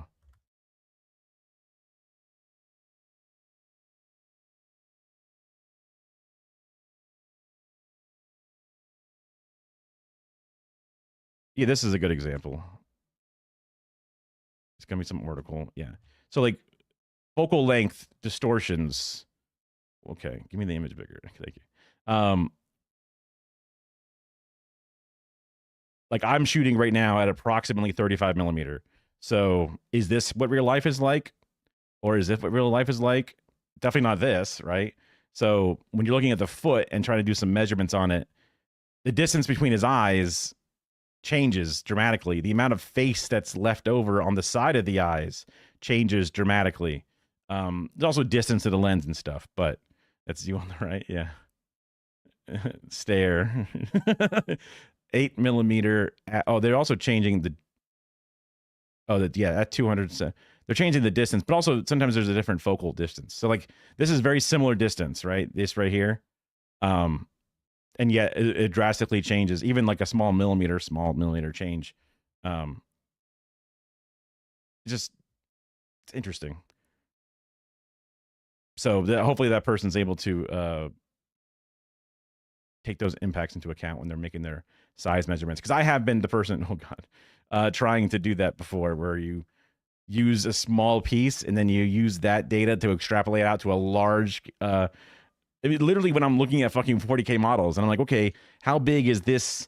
I'm trying to make a conversion for what my little monster is supposed to be. So I don't own the original monster, but I want to know how big it's supposed to be so I can make my conversion look similar. So then I'm like using photos of the model and comparing where I believe a base size is to its base, and then using that math to see how tall a guy should be next to it. And then you end up with a horribly still way off measurement, even though you think you got it right. Would sort of like show the calculations and how he was doing it. There was also like people who were able to geolocate you. Like this is sort of before the GeoGuessr guy, Rainbolt, but there was like, post a picture of yourself like in any parking lot and I will find out where you are. And then there were different accounts showing how they were doing that. And those went viral like all the time. And so I think it really popularized this idea of doing it for sport and for like pretty frivolous things. And for content itself. Like, yeah, we had the rise of the consensual doxing videos on TikTok, which in some ways are great, right? Because they educate people about like privacy. Also, we're seeing this like generation of internet users, like Gen Z, also really kind of come into their own on the internet 2020 after, and they've grown up in this world. Like they understand how to search things. They understand a lot more than just, like you said, like the sort of standard Googling. The quintessential example of this to me too, of sort of like trying to find someone and TikTok really coming together with this mob sort of mentality around it, was the West Elm Caleb incident, which was, it was sort of started around the end of 2021 and into January 2022. Do you remember West Elm Caleb? So I do, but I feel like you remember him so much better than me. I'm going to forget stuff, so I would prefer if you ran us through it. One of my many online campaigns. Florida is, I don't know if Clear Clash happened. I think it should have happened this month. I didn't hear about it, so maybe it got canceled entirely. But because I was like, oh, that's when I'm going to launch my streaming stuff again. Maybe I should try to like go and rub elbows with people or something. But then I would have the nosebleed seats. They would all be backstage anyway. It doesn't really matter. And I guess it got canceled or something, I assume, because there was a bunch of like drama between, you know, whatever people. It's very legal. It's very easy to make a fight in Florida. I think even the chess boxing matches were like designed in Florida because getting a fight license is, hey, what do you know? Not that many protections down here. So it's just a lot less hoops to jump through. Cancellations was January 2022, to the point that I had to have a meeting with the New York Times to like, where I was working at the time, to like explain to them like what was happening and like why so many people were writing into the New York Times telling them that like I was abusive and needed to be fired. Basically, West Elm Caleb was a boy, for lack of a better word. Okay, this guy was a dick. Like he was dating lots of women. This is a young guy in his 20s. I actually wanted to profile him for the New York Times. He said absolutely not. So good for him. He sort of deserves his privacy after what he went through. But this guy, you know, he had dated multiple women around New York City and was kind of not being the best guy, right? Like he was sort of ghosting them. Like he was toxic. He was quote unquote love bombing. This guy never. But also from the stories, I don't know if it's even confirmed or not, but it seemed like some people were like, oh, you and I couldn't be dating the same guy because we would have both had, you know, relations with him, had sex with him on the same day. But then they were able to compare times and go, wait, he was at my place sleeping over in the morning and we were having sex. And then the same day at night, he was having sex with somebody else and not being open about it, which is bad because that's not, if you're not coming in with the same expectations with each other, then you're not doing proper communication. So, you know, bad Caleb. Does he deserve to have his whole life ruined? Probably not. assaulted anyone. This guy never did anything criminal. He just kind of a dick to some women, right? Of course, these women all end up making videos about him online and basically saying, hey, West Elm Caleb is a jerk. This is also around the time that like you're starting to see the emergence of the Are We Dating the Same Guy Facebook groups, right? All of these women came together and it set off this sort of firestorm on TikTok where not only did they dox him quickly, but they jeopardized his employment. I think he ended up actually losing his job over this. And then they looked up absolutely everything about him, and to the point that he was being harassed in the COVID testing line. Everyone just came together to destroy this man's life over, you know, yeah, some like he was a dick, but the video that I made at the time was like, hey, slow down. We should be careful. Like you guys are now at this point, like posting his family member's address and stuff, you know, like this is That's too crazy. much. And that was the first time I think where like TikTok had been exposed to this idea of like, maybe we shouldn't all dox someone. Like now I think if I had made that same video, like there are more voices of nuance, but at the time people. I feel like at some point I remember when like somebody would be mean on Facebook posts, people would look up their Facebook account and see who their mom is and say, I'm going to text your mom what you're saying to me, you creep, you know? And like, I think that's valid, but it's still a layer of this. But if a person's saying, you know, horrible things to women or racist shit to somebody, like this is the early days of shit, but people would just be like on their Facebook with their fucking profile saying shit. And it's like, hey dog, you said it and your shit's public and you have your mom as your first friend, you know? Yeah, see ya. As always, the VODs will exist both on Twitch, but also on the Sniff and J YouTube channel. So you could always, in case there was, if you thought like, man, I really wanted to watch that Lybia stuff, it would be there if you need to, but no pressure, obviously.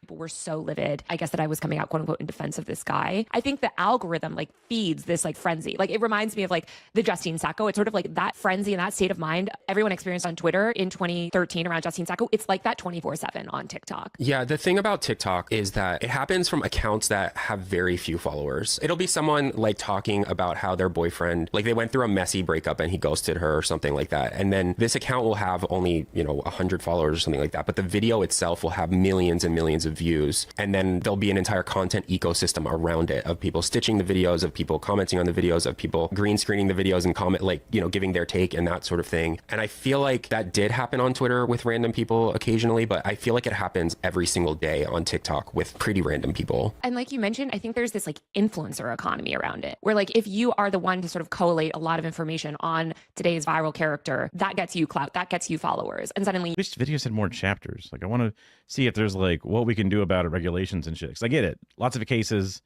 they feel like it's happening every day on TikTok. Like, okay, that's just whatever. Get to the actual like what you want to do about it or what can be done about it. You're getting discovered and fame through it. Whereas like previously, I don't think that was happening on Twitter. I totally agree. I think that I'm on TikTok a lot. Like I'm a consumer of TikTok, every single day. And I find myself often sort of like missing the original video that people might be talking about, but seeing a lot of the content around it. And then having to sort of treasure hunt for like, what are people like actually talking about here? And having to, click the blue links that show up at the top of different comments. And often a lot of the comments are like, what is going on here? And then someone will explain and will have made videos about it. And it feels like there's just like an entire content ecosystem around this that does still exist in normal media where, you have something like the Astronomer CEO and there will be articles explaining like, here's what's going on. But I think it happens every single day on TikTok in this influencer / TikTok journalist ecosystem where it doesn't. Man, being that kind of journalist where like you're Jennifer Zan and you have to come up with a fucking article every day for Vulture. And it's like, thank God there's some bullshit happening so I can just write something about this real fast.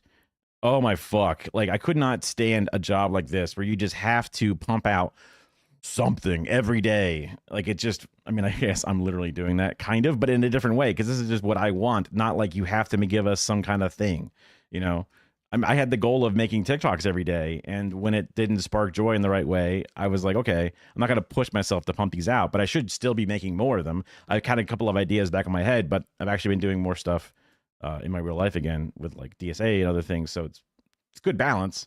And but I also want to save time for doing some other projects and stuff. But it's just like, damn, like when we did my journalism school stuff, I was like, I don't want to be an every day I got to go out there and find a story kind of journalist, man. Like that just seems like it just fucking sucks. On TikTok in this mainstream, are there going to be articles about this as well? But it'll all be happening on TikTok and millions of people will see it, but it will like remain contained within TikTok. Well, TikTok also like it takes like the SEO brain of like digital media in the 2010s and like puts it on steroids, because I think once somebody is trending or once somebody's name is becoming popular on TikTok, all of these like news content creators are incentivized to like create explainer content around it. One thing I think also that starts happening, and obviously this really came to light around the Astronomer CEO, but like is there's also just like multiple angles of everything. It's very rare that there's just one viral video where there's just like one person recording. Now it's, especially in a concert, tons of people recording, but you start to see multiple angles of each viral video, and each person sort of comes out, has like a new take on it. And actually following the Astronomer CEO debacle, I actually saw TMZ published other footage from other people's cell phone cameras where you could see them kissing earlier in the night. And we've seen this also with just like protest footage and everything. It seems like there's just more footage of everything that's happening. And so when these viral moments come out, it's not just the viral video itself, it's all the other angles that you're getting of it. Yeah, algorithm, please give me the other POV.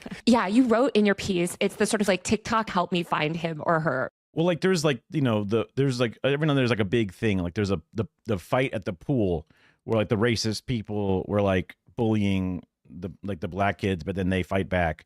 Or that one like yacht cruise ship that had the people fighting out in front of it or whatever because they weren't letting them dock or something crazy. Or maybe the other way around where these rich people wanted to cut the line, the dock instead of other things or something like that. There was some weird shit. A few of those things, but I'm like, good. I like these videos coming out and showing the shitheads. But maybe the heroes in those stories are getting doxxed and hurt, and I would like ways to prevent those heroes from being hurt. I just like the video coming out of watching them get punched in the face. I think that's funny. I think it's good. I guess we can have our cake and eat it too, as long as we can make sure that the doxing part doesn't happen. But the sharing the negative story doesn't have to come with, and then we ruined this racist person's life. It can just be like, these stories are out there to show that these things happen and they are real, and you need to be aware of them, so that way maybe you can slowly de-radicalize your racist parents or something. That's more of the angle of why I think these are good things to have or whatever.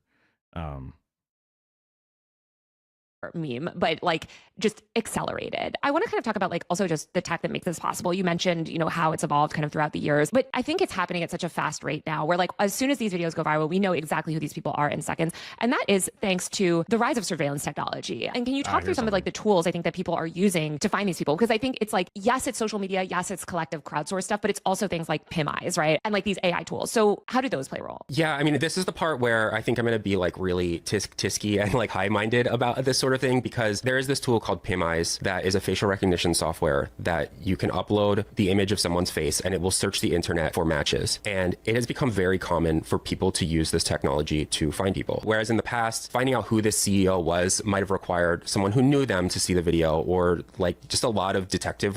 That's how I thought it happened, was just what happened that someone got it, which is why this is a viral weird moment, because it's a very random chance that it just happened to both be caught on the kiss cam, then that video made it to somebody who happened to know who they were to then confirm it, and then even them saying, yo, I know who this person is, then also got attention. Like, it was a very like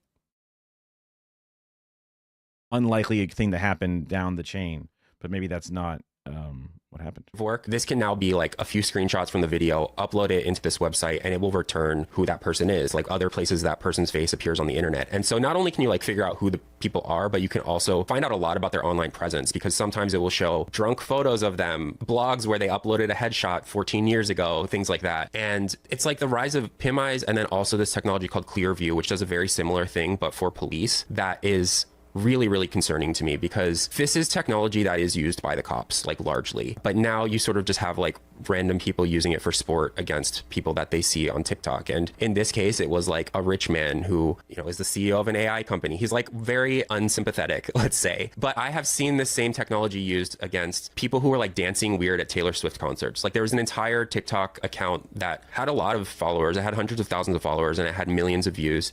And people would upload video from Taylor Swift concerts, and they would say, hey, I want to figure out who this person is because I was too shy to talk to them. I thought they were really hot, or this person was screaming the whole time and it was really annoying. And the person who ran this account would use PIM eyes, and they would use other facial recognition tools, and they would dox this person. And like that impetus to sort of just like take any random public video and figure out exactly who is in it, I think is really dangerous. And I think it's just sort of like the normalization of surveillance. I mean, you mentioned like Ring cameras in your piece too. And I think so often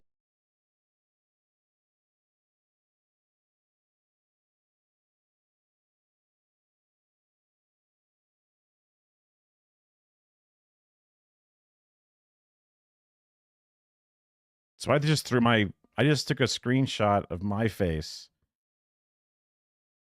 in the chat, and I just threw it into this PIM eyes thing to see if it could find anything for me. And this looks like it's a shot of me from, dude, I was wearing a COVID mask. This must have been like, this must have been from like Nova or something. When we were out eating at a group with a bunch of people. I think this is like an umbrella thing with a little motor and a little arm. Yeah. So like a little gear crank thing. So that's just like from, I don't know why it says Yuli6868.com. It could have been like from a Goonhammer article, whatever. But that's interesting that it found that picture. So like that shit works, obviously, even with my very different looking face. I got like all forehead, no hair there, and then they find a whole different like facial expression with like eating food and scrunching up. Wow. And this stuff is also like, who is this suspicious person? Like, I'm in a next door community for where I live. And there's so many posts where people just share a photo of somebody walking down the street or a screenshot from one of their Ring cameras. And it's like, who is this person? Find this person. I want to know if they're suspicious. Or I saw this person walking down the street and they look suspect. It's always a person of color. Like you said, I think we've just normalized the use of these really aggressive surveillance tools. And at the same time, too, when the police, obviously they use them, but they're using them so much more explicitly. I think you guys did another story too, but of ICE, like using this facial recognition app where they just sort of hold it in front of someone's face for a minute and they can like determine exactly who you are. That's exactly right. It's like facial recognition tools in the past required like pretty advanced cameras that were pretty, like they were tied to the internet at that moment. And, you know, the databases were often pretty limited because it would be like local cops looking up local mugshots and things like this. And then with the rise of PimEyes and Clearview and these other new facial recognition databases, cops buy access to these databases, and from their phone, they can point their phone at you and say like, hey, who is this? And look you up. And we have just done reporting where ICE has a brand new app that does exactly this. And the databases that it's tied to are like the databases that like when you enter the country, they're tied to like airline databases, because increasingly you board planes without using a boarding pass. You just use your face, or you can go through TSA without. That's what China does. Like in order to get into your apartment, you just scan your face. A lot of things. When I get my blood work done, I put my palm on this thing and it scans my palm. So that way they can check me in super fast, and then they update my account with all that information. Giving them your ID, you just give them your face. And so these tools are getting like really, really powerful. And I do think that people are concerned about it in an ICE context or in a DHS type context. But these things are like very serious and very boring to a lot of people. We literally published my article about Astronomer and the article about ICE's new technology on the same day. And I think 40 times more people read about the Astronomer CEO. Some of my thinking about this is like, yeah, these people are not super sympathetic. I don't feel that bad for them. But if I can sort of like raise the idea that we shouldn't be like willy-nilly using facial recognition tools against random people on TikTok, maybe the next time someone sees an article about ICE doing the exact same thing, they'll at least have that context, like that this is not just being used by the police, it's being used by regular people all the time. And I think what's also extra terrifying is that we're seeing all of this stuff happen, and the normalization of facial recognition and AI sort of identification tools happen also at a time when the government is seeking to remove anonymity from the web. And this is something that the Democrats have really been leading the charge on with the Republicans, where they want to use age verification to get everyone's face, tie all of your online activity to your offline identity through these kids' online safety bills or these anti-AI bills where they say, oh, well, we need your identity to protect you against deepfakes. So it's good that you have to scan your face before using every app on your phone or whatever. Obviously, that data will then just be used by the government. It can be used against you. Like, it is really scary. And I think that we're Florida has put out, and I think Texas as well, and a few other places have, in order to get onto porn websites, you have to upload your ID. At least for the reputable porn websites. So people just say, okay, time to get a VPN or whatever, but they're trying to find ways to limit the use of these things, for better or for worse, probably for worse in a lot of times. I don't know. There's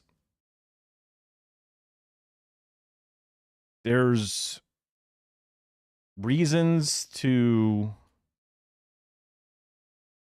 want to put guardrails on certain things, and there's reasons to want, because like there's been debate about the internet. You're allowed to be anonymous on the internet. You can be, you know, XYZ123 and you're making a post and saying something, and you wouldn't be you might not be as racist and vitriolic if it was like Facebook, where it's like your name and face. It's not a perfect system because obviously Facebook has its problems, but when people can just be anonymous little whatevers, it can cause problems. I don't think that you should have to put your ID into everything you do to do everything, but it's a whole different conversation, I guess, behind how safe do you want things to be. But then the question of at least with our American government, I wouldn't want them to have to, face scan myself before I say any post. Otherwise, ICE will be alerted to my face, and then I'm denied my flight, and then I'm arrested, whatever, right? Like that's the issue. When China does it, I think it's good because I'm just a China simp at this point, because of a lot of my influencers are very pro-China, and obviously there's problems and stuff, and even they talk about it, but I just love how much more they care about their citizens and their things, but they're also like not helping Palestine and shit and other lots of things that they're not great on, whatever. But and then certain, like the internet firewall that exists around China, I don't know if I like that. I understand it because it's used as a way to help protect them from stuff like Radio Free Asia and other bullshit things. But when do we get to remove that? When do they get to have, like, is our freedom too free? I don't think so. But we're also letting kids see beheadings and weird things when that wasn't good for me to have exposure to it. So I think it makes sense to try to figure out a way to find some way to put a barrier of some kind or something.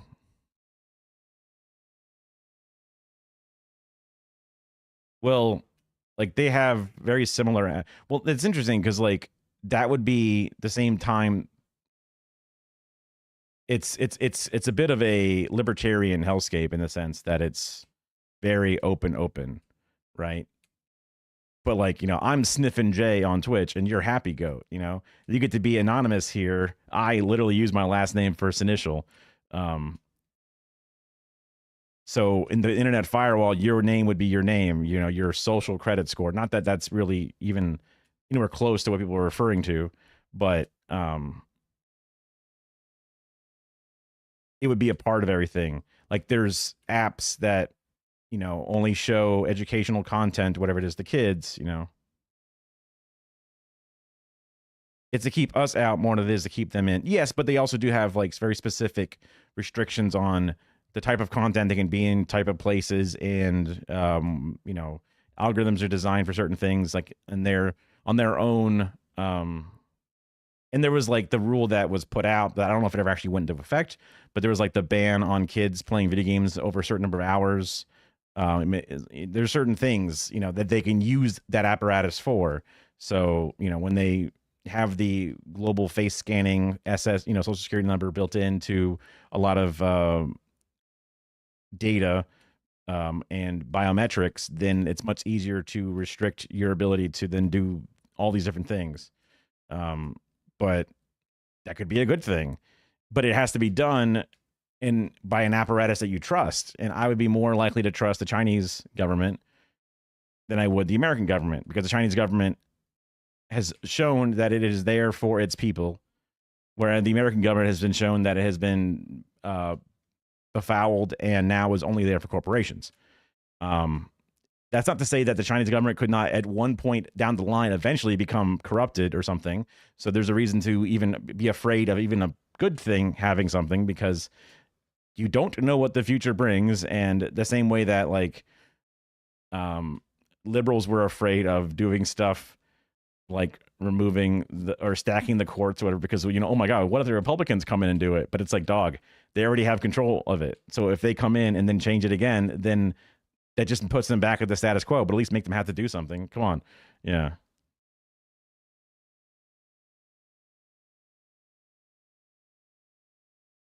Yeah, they probably do use that as bait for things. I mean, I know that whether it's the FBI or the CIA, because of all the collection of CSAM, and they use it as evidence and or whatever, they have the largest library, but it does make sense that they then circulate it to then try to be honey traps or things, or blackmail traps or all kinds of layers of shit. So yeah.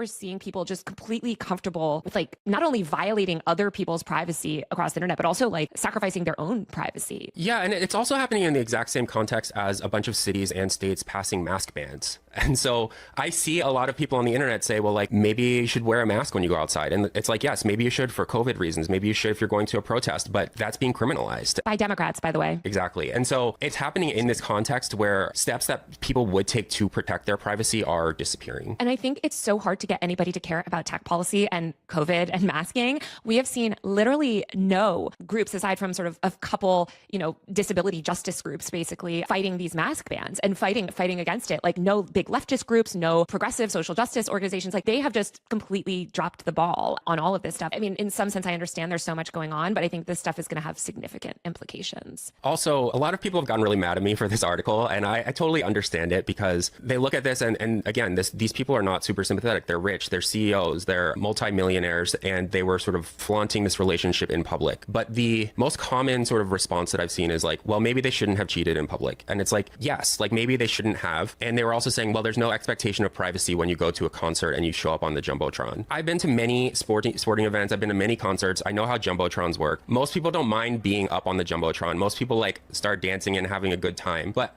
I've also seen lots of kiss cams and things like this where it's like, these people don't want to be on screen. These people are not dating. They don't want to be kissing each other. Like something weird is happening. And at the same time, over the last few years, like I go to a lot of baseball games, I go to a lot of basketball games. Increasingly, you need to scan your face to get into the arena. At the Intuit Dome in Los Angeles, you can't scan a barcode to get into that anymore unless you want to go to one special line that they have for the entire arena. Otherwise, you have to upload your face, you go through the turnstiles, and then you use your face to pay for everything. You go to concessions, you have to use your face. You want to buy a beer, you have to use your face. And it's like, this has just become so normalized anywhere that we sort of interact in public. And I think that I don't care what these people were doing. Like, I don't want to defend them, but at the same time, I don't think that going to a concert means that anything you do there should be broadcast to whoever and then fair game for anyone to research anything that they want to about you. Yeah, well, there's this idea like every time you leave the house, well, you're stepping into the public realm of the internet then, and anybody has the right to surveil you. And in a sense, like, I mean, obviously I'm a huge defender of free speech rights and the right for people to, document things, especially journalists. But I think we need better norms around it. What's so scary too, Jason, is that like, and you know this too, is like this tech is always weaponized against unsympathetic people first. Like you always hear this argument, especially when the government wants to use some sort of invasive new technology. It's like, well, we're using this against these like unsympathetic people, right? Or like, oh, well, it's fine to sort of mass surveil bad people. But then that line, like the goalposts constantly move more and more and more until it's just normalized against everyone. I keep thinking about the Apple versus FBI case, which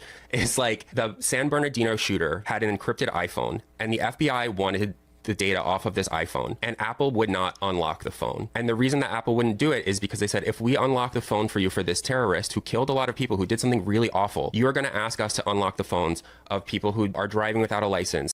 I liked that. I liked that they did this. This is one of those times I was like, yeah, good. Not that I love the person, but just like the fact that the FBI couldn't get into an iPhone, I thought was crazy. I think iPhone got a lot of fucking good press from this, which then made a lot of people think that it was like an incredibly secure data thing, which isn't necessarily the right takeaway for Apple in general, but undocumented immigrants, so on and so forth. And that's exactly what has happened, because the way that the FBI ultimately got into that phone was they got a third-party company to hack the phone. And now that third-party company that hacked the phone hacks the phones of random petty criminals all the time. And I think it's a sort of similar case where you had groups like the ACLU defending Apple, saying like, no, we're not going to give you the data off of this terrorist phone.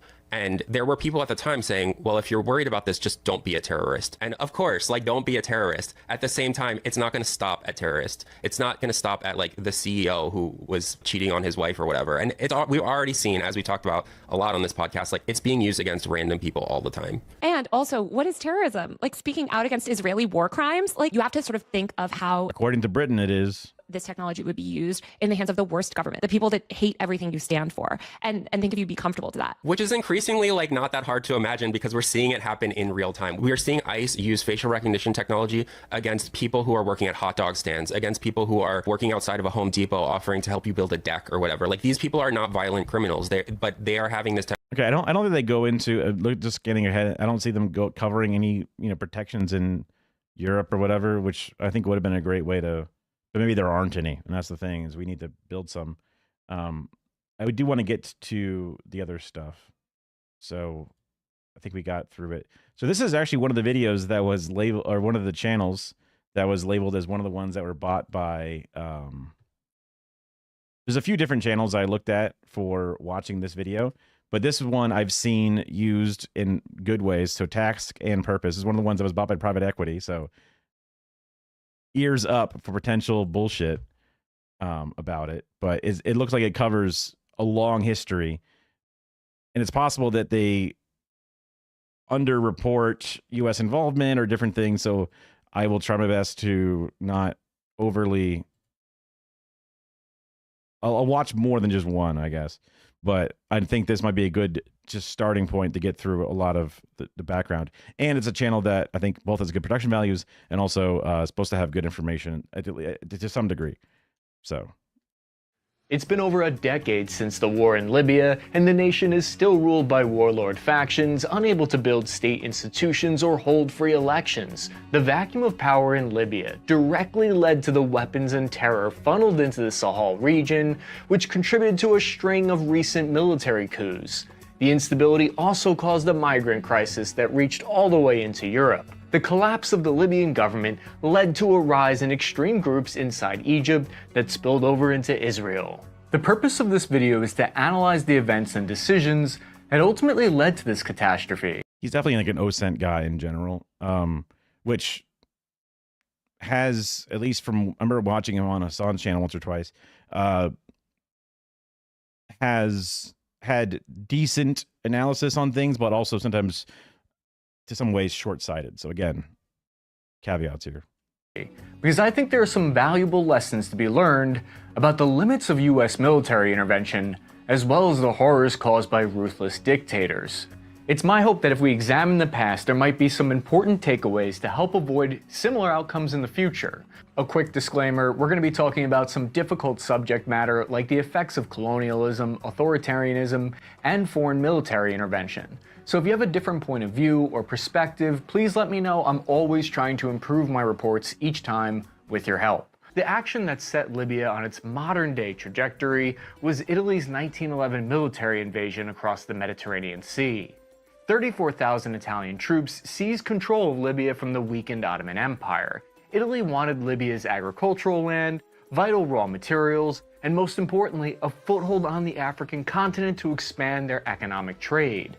Take a look at the geography of the Mediterranean Sea on Libya's coast. It serves as a central maritime link between southern Europe, northern Africa, and western Asia, facilitating trade and cultural exchange. The economic importance of this land across the Mediterranean Sea has always led to conflict all the way back to the Punic Wars in 264 BC, fought between ancient Rome and Carthage. Once in control, Italian soldiers forced 100,000 Libyan Bedouin herders on a forced march to camps where thousands passed away. Italy then relocated 100.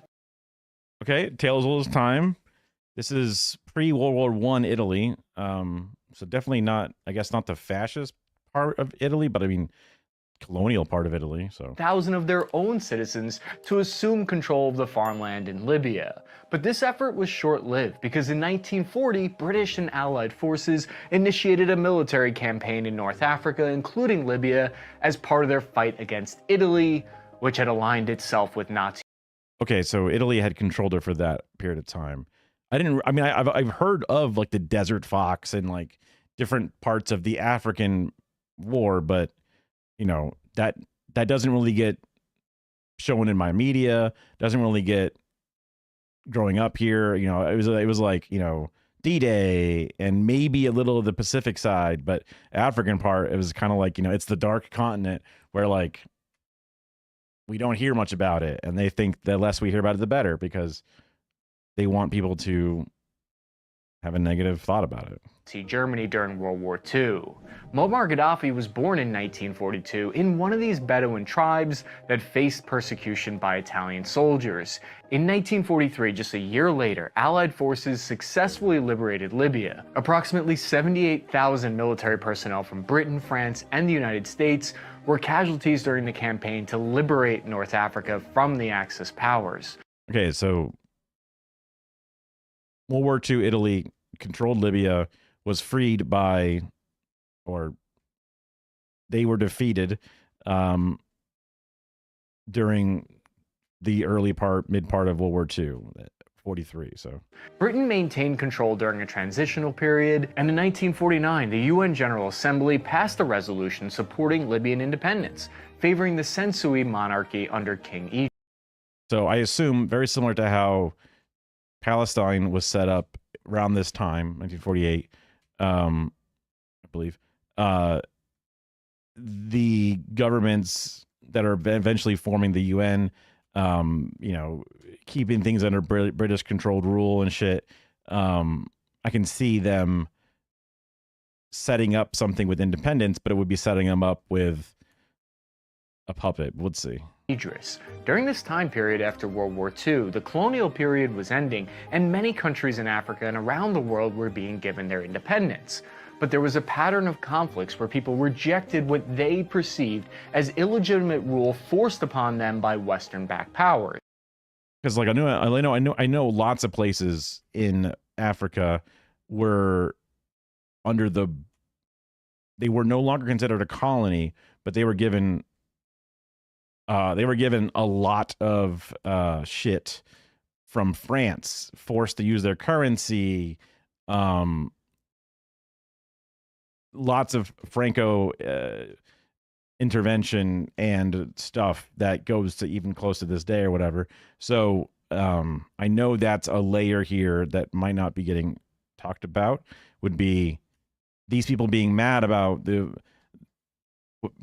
forced upon them by Western-backed powers because they are, in a sense, puppets to be the soft form of colonialism, but still colonialism. But before we get into that, turns out Ridge is a brand new series of wedding band rings for men, just like for life. Wow. Carat gold, out, and everything else. The outer beveled Yeah, exactly. edge and inner convex shape, size placements, whether you lose tactical the ring combat ring for more of them. And just like they've got something, check them out and make sure to use codes in 1959. Make checkout to get 10% off. Further complicating things, in 1959, major oil reserves were discovered inside Libya when Gaddafi was just 17 years old. It must have been like his country won a multi-billion-dollar lottery. Suddenly, your next-door neighbor hits you up asking for money. Out of nowhere, the United States is interested in being your best. Wait. Oh, the oil reserves are discovered. I see. That's what it was. I was like, what was it again? Years old. It must have been like his country won a multi-billion-dollar lottery. Suddenly, your next-door neighbor hits you up asking for money. Out of nowhere, the United States is interested in being your best friend. But the problem was, Libya didn't have the skilled labor, machinery, or capital needed to successfully extract the oil.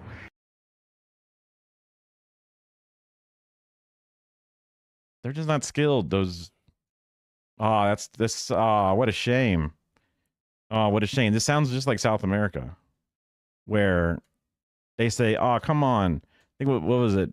Was it Argentina or Venezuela, where, like, they had all of their British Petroleum motherfuckers set up to do these things, and then when they kicked them out, they took all their stuff with them and didn't leave them the equipment, didn't leave them with, I'm thinking of, oh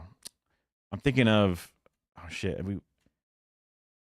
I can't pronounce, I can't remember the name of it, but it was like a really Burkina Faso. I was watching a thing on that, and they had the same problem where they needed equipment, so they ended up going to Russia, and Russia was like, we'll give it to you, don't worry about it, for nothing, but maybe give us some price back or whatever. So they were able to get the equipment because their oil production dropped dramatically when they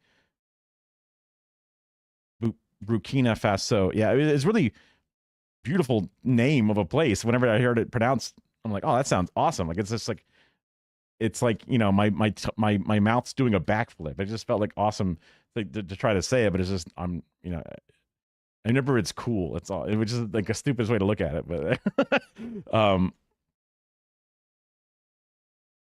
yeah, because their leader was like seen as a positive thing, and like they were going around and helping their country, nationalize their oil reserves. So, like, Libya should be able to nationalize it and build it up on its own, but instead, motherfuckers are gonna come in and take it. King Idris struck a deal with foreign Western oil companies that some believe was unfair. What do you know? What do you know he did this? What do you know? the installed fucking king, not a democracy, but a king installed, just so happens to bring in companies because they just didn't have the fucking skilled labor. I'm beginning to see the problems with this channel already. For Libya.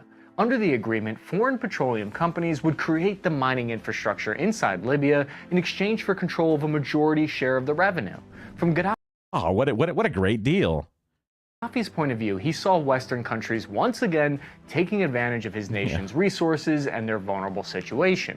In 1963, Gaddafi joined the military in Libya and created a revolutionary group with cells of troops that were loyal to him. In 1969, he led a coup d'etat against King.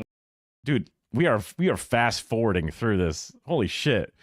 Okay, but it makes sense that Westerners are stealing everything from them, and the government that was brutal and put in place that has no reason and no vision to be fair to its people, not democratic at all. They rise up and fight it back and kick the Westerners out, I assume. A bloodless coup. That's like not even like seen as like an evil thing. What the fuck?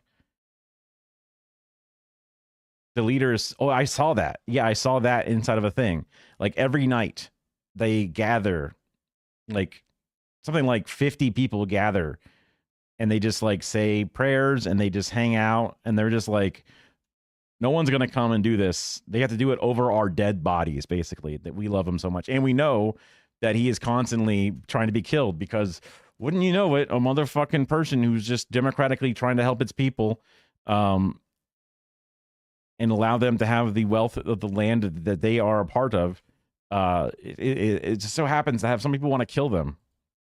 Who he believed was too friendly with the West. He then abolished the monarchy, kicking out any of the remaining Italian people from the country, and established the Libyan Arab Republic. This new government identified with the ideals of sovereignty, socialism, and unity. Oh my God. Most importantly, Gaddafi demanded renegotiation of the oil contracts with foreign companies. He threatened to completely shut off oil production to the West if it wasn't agreed that they would give him better terms. Gaddafi said, not even like are taking all of it, just better terms. Quote, what the fuck? My people have lived without oil for 5,000 years. We can live without it again in order to attain their legitimate rights. The American oil company Occidental gave in to his demands, and Libya became the first developing country to successfully secure a majority. Oh my God. They only give him 51%. That's insane. Share of their revenues from their own oil resources. After this, it set a precedent in other. I mean, like, if you didn't think that that should be the default, what the fuck? What the fuck? Arab nations demanded the same equal treatment.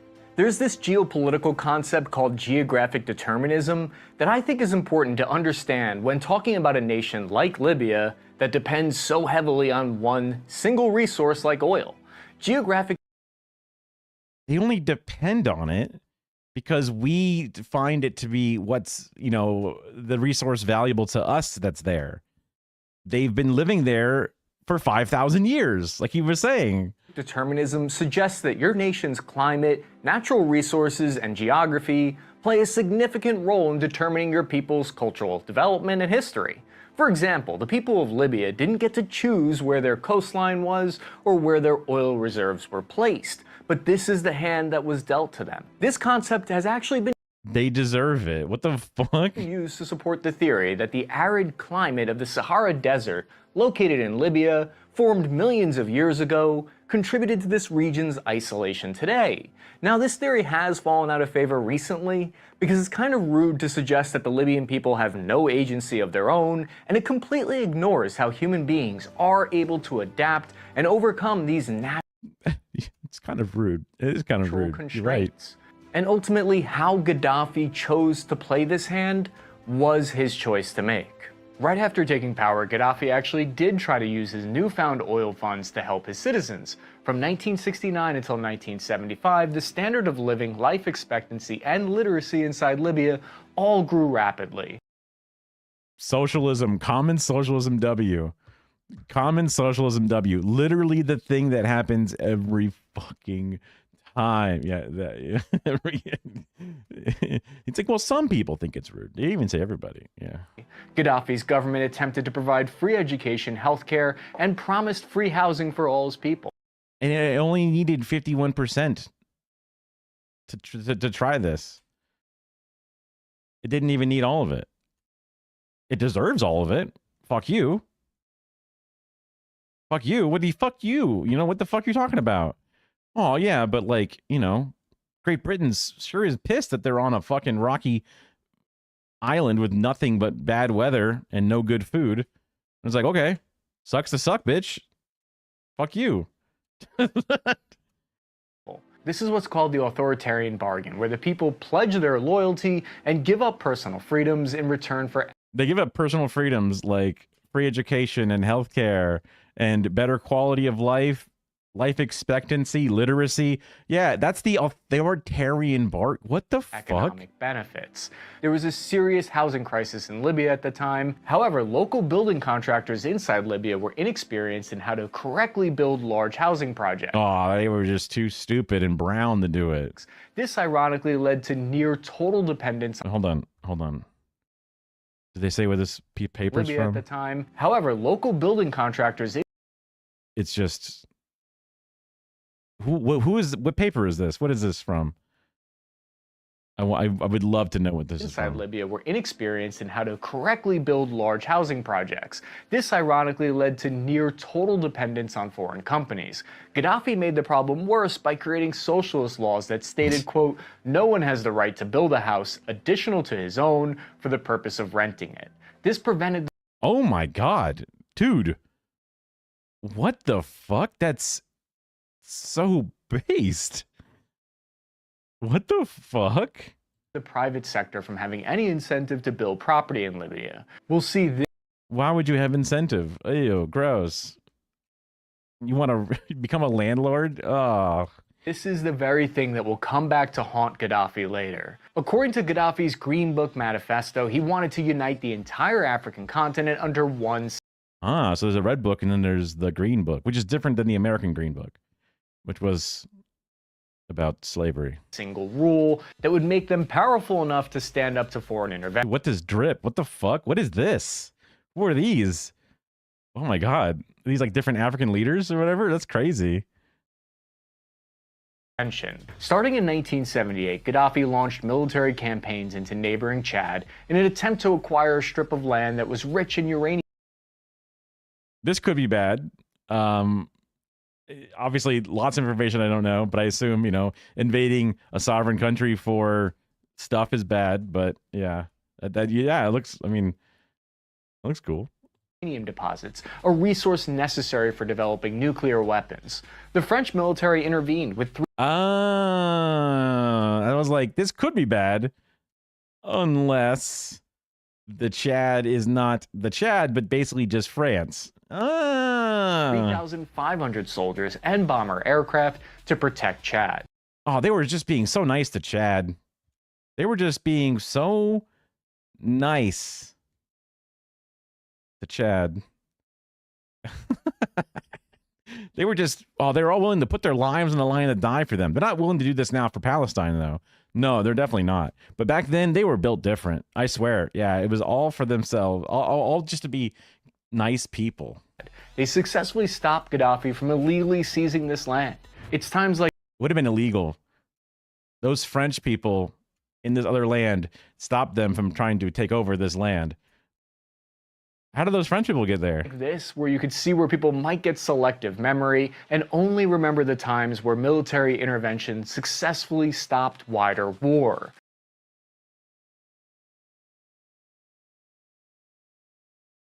Gaddafi also led military campaigns into Egypt in the late 1970s, further destabilizing the North African region. His armies included very young soldiers, and he was famous for making political opponents. Wait, why was that asterisk? Region. His armies included very young soldiers. Double asterisk. Is there a thing here? No?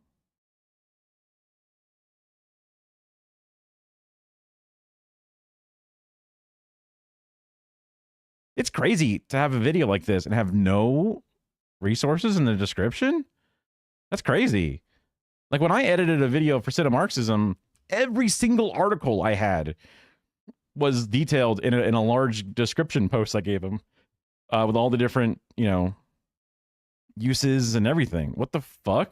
That's crazy to have a channel this established where literally like other capital come in. Soldiers, and he was famous for making political opponents disappear. He was known for his unique personal style that included flowing robes, sunglasses, and elaborate headgear. When he traveled to a That's very 2000s of him. foreign country, he would set up a giant Bedouin tent outside like he was still a nomad traveling the desert. These actions earned him many nicknames like the Mad Dog of the Middle East. Gaddafi didn't have this. Wait, why is setting up a tent like how they did culturally before? Why is that a bad thing? I don't understand. Like, he's not even like, he's just sitting out there chilling. Like, why is that? He's camping. I don't get how that's like a negative. Same set of tools to project power as the United States. He didn't have the ability to build aircraft carriers, but he could use his massive oil revenues to fund unconventional means to attain power. He backed an endless string of clandestine attacks abroad, like the 1972 Munich Olympics and the It's real crazy to phrase him trying to be clandestine and responsive to his geopolitical neighbors who have been, just like his country, colonized under the new definition and then trying to help them get out of it. It's like Cuba trying to help, was it Congo? I forget where they tried to help out. And like,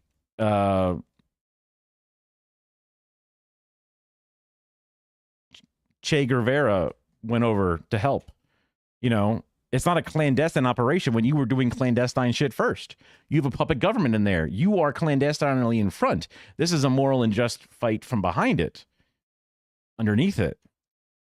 And to not talk about how those things are not legitimate rulers of these lands. He was trying to get a nuke. He wanted to get a nuke so that way they would not have control. He would be safe. Went to Congo. Was it Congo? Yeah, because I think that's where they caught him. Right, that's where he died in that trip, or in that because he was trying to help them fight the very similar guerrilla fight for their independence, just like they were. Man, I feel like. And this is not, a new revelation or, any mass information, but I'm like, it's so obvious to me now, the more I think about it and then put all these things in the context. Cause like my dad celebrates when he died, they see him as a terrorist. They still paint him as a bad guy. And he was just trying to undo all of the things that were happening in the country around him. And the amount of damage we've done to the humanity and the world all comes from the shit that everyone has been doing to Africa. Because there's so many different genocides that I hear about, and I'm like, oh, I don't know anything about that. There's so many different things happening. There's so many different things. I think I was growing up during South African shit and like didn't hear nothing about it. Never taught about it.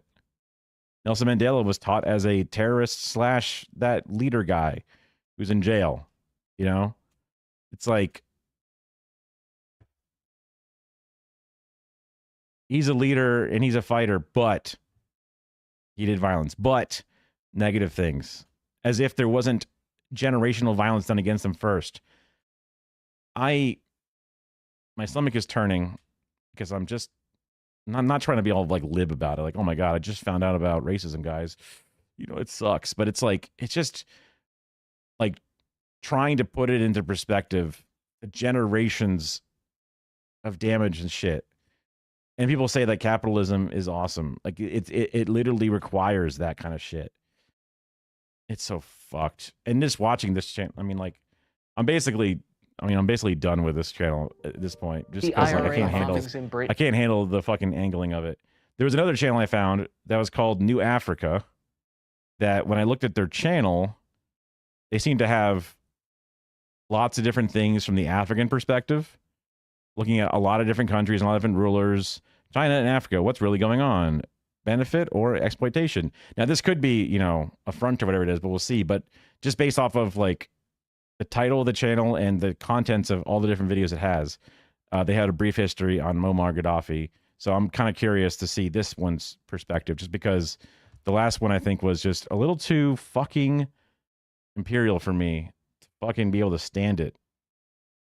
Wait, I did the title. Silly me. I did that here. And then I go backwards and then I grab this. And then I put that there.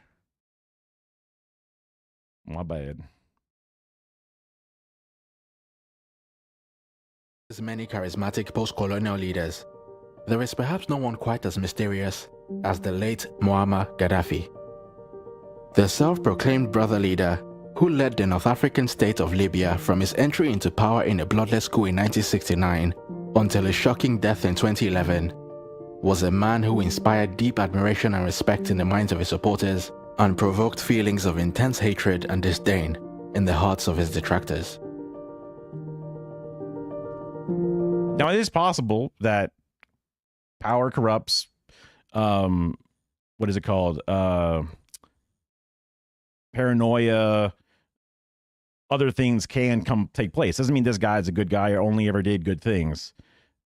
Which this video might be able to show.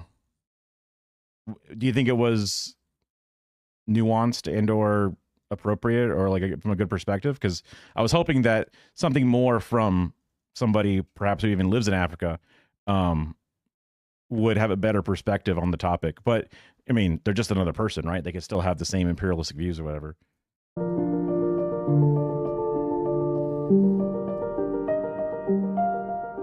From his extravagant robes to his signature sunglasses and his band of female bodyguards, Muammar Gaddafi was as eccentric as he was enigmatic. Embraced by South African President Nelson Mandela for his support for various black liberation movements both within and outside of Africa, but labeled the Mad Dog of the Middle East by American President Ronald Reagan for his defiantly anti-Western foreign policies, Gaddafi's Oh, he's the one that called him the Mad Dog. I see. 2-year reign as Libya's leader would see him win the allegiance and adoration of many African leaders, while simultaneously becoming a universal figure of hate all around the Western world. To some, being seen as hated by the Western world, that doesn't carry shit to me, dude. You know, we hate Osama bin Laden for doing bad things. Sure. We hate ISIS. Sure. Yeah, makes sense. But to say that a leader is hated doesn't mean shit to me. A revolutionary and visionary hero, to others, a dictator and promoter of terror, Muammar Gaddafi was. So this channel coming out with some stuff to like phrase it and to prepare people for it and to bring them into it, I'm hoping that they do an awesome job. In many ways, the and Israel. Perfect embodiment of the old adage, one man's terrorist is another man's freedom fighter. Hell yeah. Born in 1942 to a poor nomadic community near the Libyan city of Sirte, Muammar Gaddafi's early years were very humble indeed. As a young man, he would develop a strong admiration for larger-than-life political figures such as Francis Charles de Gaulle and China's Chairman Mao. However, his biggest political idol by far would be the Egyptian president, Gamal Abdel Nasser. A fully fledged... Ooh, there's more of my blind spots because I'm like, I don't know shit. All I know is Egypt currently is a vassal state for the U.S., puppet governments controlled by us and Israel, and is not good. That's my understanding of the Egyptian government at its time right now. Literally don't know any of the leaders involved in it historically or whatever. So I don't know when it got set up like that. I don't know how long it's been like that. I don't know who is good before and after. So I guess we'll learn maybe. Arab nationalist, Nasser would be a strong proponent of pan-Arabism, and his bright vision for the future Dude, paranoiarism is something, well, it's one of those things that, like, again, if the world just had a couple of things happen differently, this place could be a whole different world, space communism, who knows?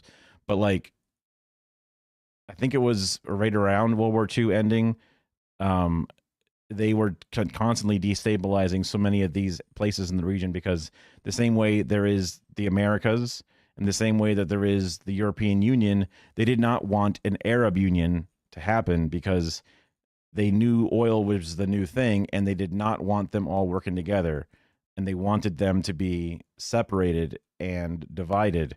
They wanted them to be conservative and have religious wars, and they wanted them to constantly be in conflict, because if they could actually work together, they would be a powerful thing.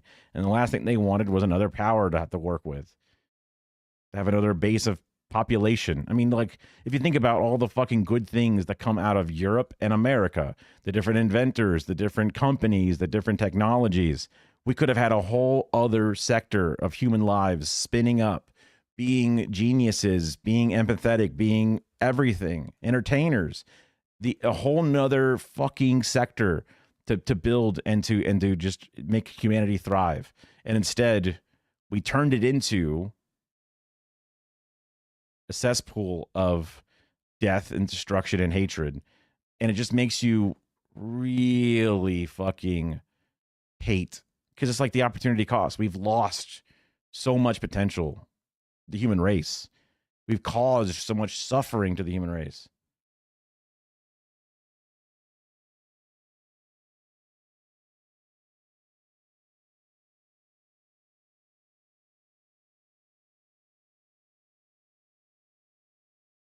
I mean, we might fund it less than others, yeah. Future would be one in which all Arab countries would come together and unite to break the Western world order. Dude, that would be, I was thinking even just this, but like, if it, oh my God, that would be, oh my God, yeah. Deeply inspired by the ideas of Nasser, Gaddafi would join the Libyan Royal Academy of Benghazi, where he would spearhead the creation a word I've heard a lot, I don't know shit about,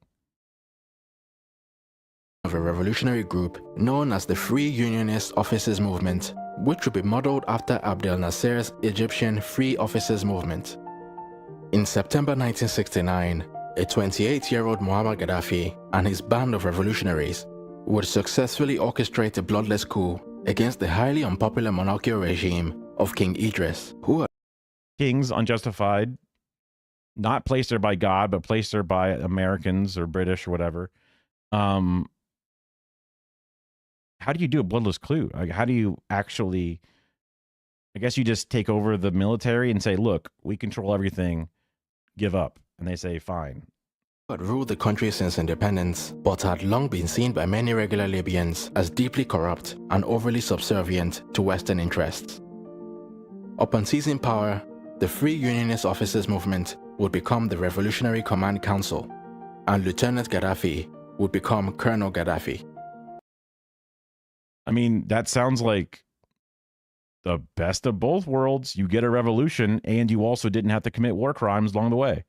Because people say, like, you know, yeah, oh my God, it's so much better. I mean, there's less about the original part with like Italy coming in and doing that stuff. But again, that was like a throwaway and really fast. Then they just fast forwarded right to this part, and then they started going bananas with their shit. So I want to see more. As the leader of the RCC, Colonel Gaddafi would effectively... Because they also didn't talk about like if that leader was installed by others. You know, they just said that they're being kind to them. They didn't talk about the oil reserves giving a heavy deal over, but they might cover other specific parts. So that might just be the preamble. So we'll see. Become Libya's de facto head of state and go on to be the single most important force in the shaping of his nation's destiny. Following the death of Gamal Abdel Nasser shortly after the Libyan revolution, Gaddafi would take it upon himself to fulfill his hero's Pan-Arabian vision. All through the 70s, he would attempt to create greater political union between Arab and Islamic African states by proposing a series of bilateral and multilateral agreements between his government and the governments of Egypt, Sudan, Tunisia, Syria, Chad, and Morocco. Gaddafi's... Syria looks so small here. I guess because this is Iraq, and this is Iran. This is the UAE, Oman, Saudi Arabia, Yemen, Lebanon, and then Israel. I don't know if that's supposed to be the West Bank. I'm not sure. And then this one here, Jerusalem. I'm learning a little bit. I'm getting better at my geography. I would never be able to tell the difference between Iraq and Iran. Then Afghanistan is actually like way over here somewhere, which is crazy how far away it is from everything in comparison. Yeah. Pan-Arabian no initiatives would ultimately prove unsuccessful, and after declaring that the Arab world was finished, it would fully abandon Pan-Arabism in favor of Pan-Africanism. Some of that stuff is definitely too much to do in one lifetime. Inspiration from Chairman Mao's Little Red Book, Gaddafi would famously document his entire political philosophy in a 3-part publication known as the Green Book, which in theory at least, would serve as the structural underpinning of his new nation's entire political system. The Green Book would contain Gaddafi's third universal theory, which according to him was the blueprint for the creation of a perfectly egalitarian society which was free from the economic inequalities of free market capitalism and the authoritarian tendencies of Marxist communism. In very simple terms, Gaddafi's third universal theory could be best described as a complex mixture of ideas drawn from classical liberalism, Marxist socialism, and Islamic theology. The philosophy would reject the widely accepted Western models of representative democracy in favor of direct democracy. According to the Green. Interesting. I never heard a direct democracy because that's what, literally vote on everything, I guess. I mean, hey, with the smartphones and shit, you can vote a lot faster now. Book. Societies run by elected congressmen and members of parliament were not true democracies, as the voices of the masses were drowned by layers and layers of complex bureaucratic processes, which were completely alien to the average voter. According to Gaddafi, a truly democratic society was one in which decisions were taken not by elected legislators, but by popular congresses and committees made up of the voters themselves. Putting Gaddafi's political theory to the... I have some concerns, but I guess you could still have political movements. You just have to have it among the people. You don't have it as a person running for an individual office. So somebody like Zoran could try to inspire his fellow voters all over the nation, not just literally New York City, to push for voting on things. Because I would love to vote like Zoran, but I am stuck here, not there. They were direct democracies. Well, they were probably like white male landowners. So I guess they didn't have, well, they may have had their own version of white, but I'm guessing that there was some still layers to it. But they had a Senate and shit, right? Like that was a whole and an emperor. So I imagine there was complications and differences, nuances. But because I'm thinking for example, people don't like trans people right now. People don't like, people at one point loved slavery. You know what I mean?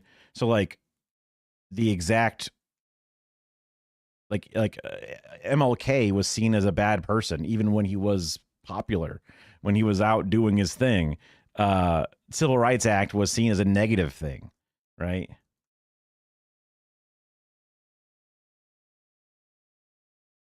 I was just assuming. It's a combination of, it's been a very long time. I'm closer to 40. I'm 37. So it's been a long time since I was in my high school, world history class. And that was only one section, one chapter. And unfortunately, I was more inspired by the abs and spears than I was. Okay, fair. See. But anyway, I'm worried about sometimes the masses not being able to have nuance and understanding on things. So elected leaders are good because they're supposed to sit and listen to experts and then weigh in on things. Not like, should we ban TikTok, y'all? And then all the wine moms say, hell yeah, and they all vote for it, right? There's layers to having someone's job to be the government versus everybody just has to vote. Why just the House specifically? Not the House and the Senate, but specifically the House? Because the Senate is like weird because Delaware and Wyoming get the same number of senators as New York City, despite them having very weird amounts of human population and land mass, and it doesn't really represent the people that well. Whereas the House technically has people that represent the people in their like numbers. The Senate is weird because it's there just to empower states, no matter how popular they are or populous they are. It's there to empower the state's power versus the person power. Like, I understand they put it there for a balance, but it's a balance to give state power, which I guess is to give the slave power. Like, it's just weird. Oh, I see. That's interesting. Yeah, because of the whole electoral college versus just popular vote. Yeah. The test. The Libyan. But I guess at that point you would just say no electoral college, popular vote, if you wanted that part. Yeah. State will be converted in 1977 from the Libyan Arab Republic to the Great Socialist People's Libyan Arab Jamahiriya. Dude, look at that flag. That's crazy. Oh my God, it was just a green box? That's sick. I mean, it's kind of crazy. It's like a green screen. It's almost chroma key color. Which, in accordance with the Green Book, would be a direct democracy. Hey, all good. No worries. You've watched me do that 100 times. In which the Libyan people would rule themselves through 187 basic people's congresses. Oh, there you go. Oh, okay, there you go. So it's not your job to have to understand water regulations and blah, blah, blah, blah, blah. You still have something. Each of these basic people's congresses will then send representatives to the General People's Congress, which on paper at least would be Libya's most powerful political unit, as all major political decisions had to be approved by it. But while the Jamahiriya was a democratic utopia on paper thanks to its unique legislative structure, the reality would be a lot different. In practice, the General People's Congress would do nothing more than rubber stamp all of Gaddafi's policies, which would lead Gaddafi's political opponents to condemn the regime as being nothing more than a dictatorship in democratic clothing. Gaddafi's Green Book would also place him at odds with Islamic scholars at home and abroad. So, I don't know if those people opposing it were just like, we lost, we're mad. Let's blow up the whole thing, which is not a great thing in my book. Due to his failure to fully accept all of the tenets of Islamic Sharia law. Gaddafi would declare Sharia law inappropriate for the Jamahiriya as he considered the protection of private property under Islamic law to be incompatible with the socialist principles of his third universal theory. This declaration... I don't know shit about Islamic shit, so fucking... I don't know that there's special laws about private property or whatever in the Quran. Like, I got nothing, so... would lead many scholars to accuse... Also, I'm obviously, as a Reddit atheist, you know, I like secular states, you know, sorry, whoever. Accuse him of the sin of idol worship, as they considered that he was essentially elevating his Green Book to place it on an equal footing with the teachings of the Quran. Again, secular government, man, little that makes sense. You know, it's like saying in America, the Constitution is at the level of the Bible, and it technically is supposed to be above it in the form of the government and law. But despite his gripes with Islamic clerics and his domestic political opponents, Gaddafi would for many years be hugely popular with the masses, thanks to his regime's rollout of a wave of nationalizations in the oil industry, which would see Libya become the first developing country to secure a majority stake in its own oil revenues. Thanks to its abundant oil revenues, the Gaddafi regime would make significant investments into the country's infrastructure and greatly improve its healthcare and education systems. Thousands of acres of land which were owned by foreigners and members of the old royal family would be seized and redistributed to local farmers who would be provided with government salaries until the farms became profitable. Oh my God, beautiful. Literally beautiful. The government would also subsidize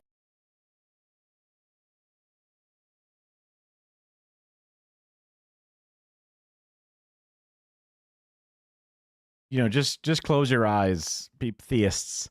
Just don't look at this part of it. Don't worry about it. It's not supposed to be a religious state. It's supposed to be a government that helps its people.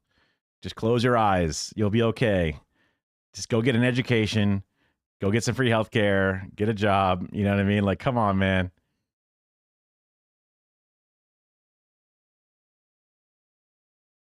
Yeah. Someone told me that the word Sharia literally means law. So it's kind of funny that it's like, oh, they're going to install law in our lands. I would hate that. I don't know how accurate it is, but it's funny. That is the construction of public housing for many of Libya's poor. And during the course of Gaddafi's reign, Libya's overall literacy rate would rise from 10% to 88%. Actually, amazing. Better than our current literacy rate, I believe. While its life expectancy would rise from 57 to 74, and its infant mortality rate would fall from an African average of 125 deaths per 1,000 live births to 15 deaths per 1,000 live.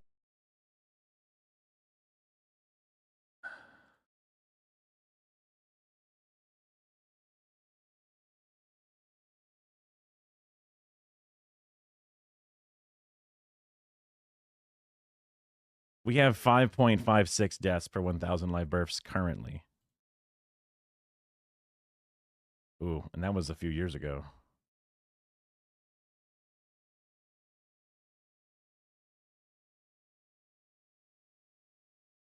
So if this was in the 70s-ish,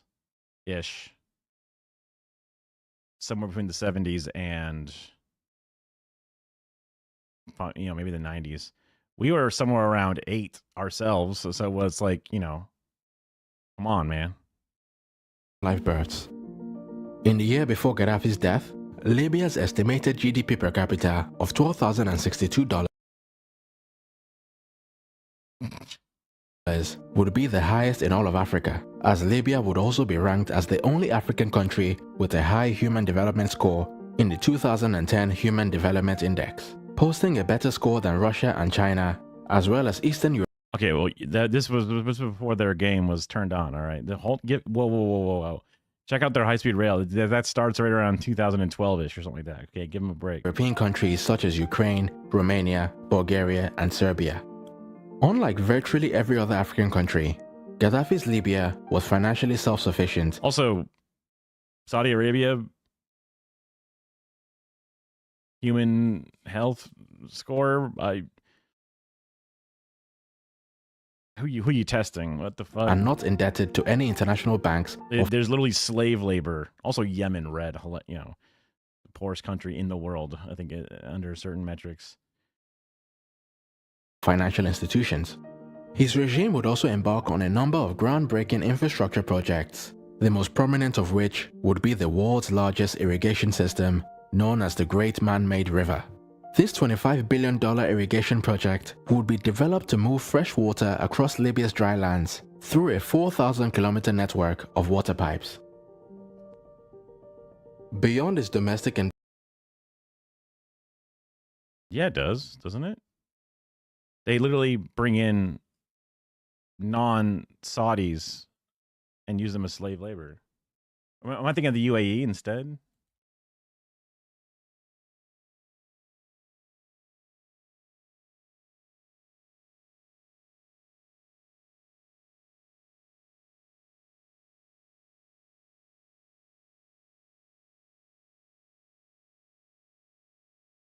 Global Slavery Index. Estimated number living in modern slavery.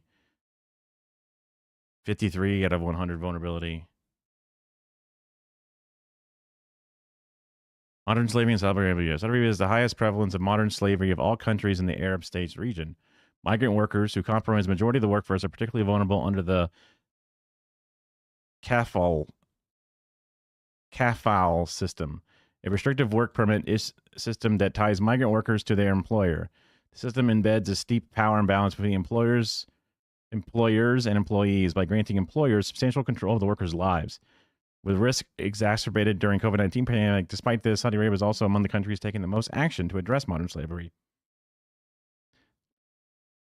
Since the 2018 Global Slavery Index, The government has improved efforts to support survivors, including launching national referral mechanisms and address characters by implementing reforms of the kafal system.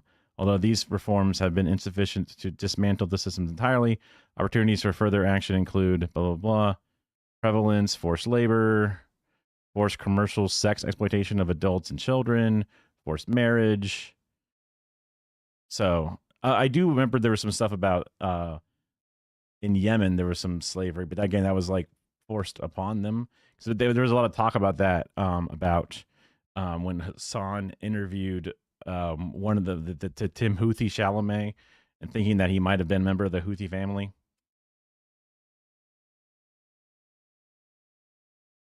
Sure, it's not like chattel slavery, yeah, but you live here and you get food and clothing here, and that's it, you know. Yeah.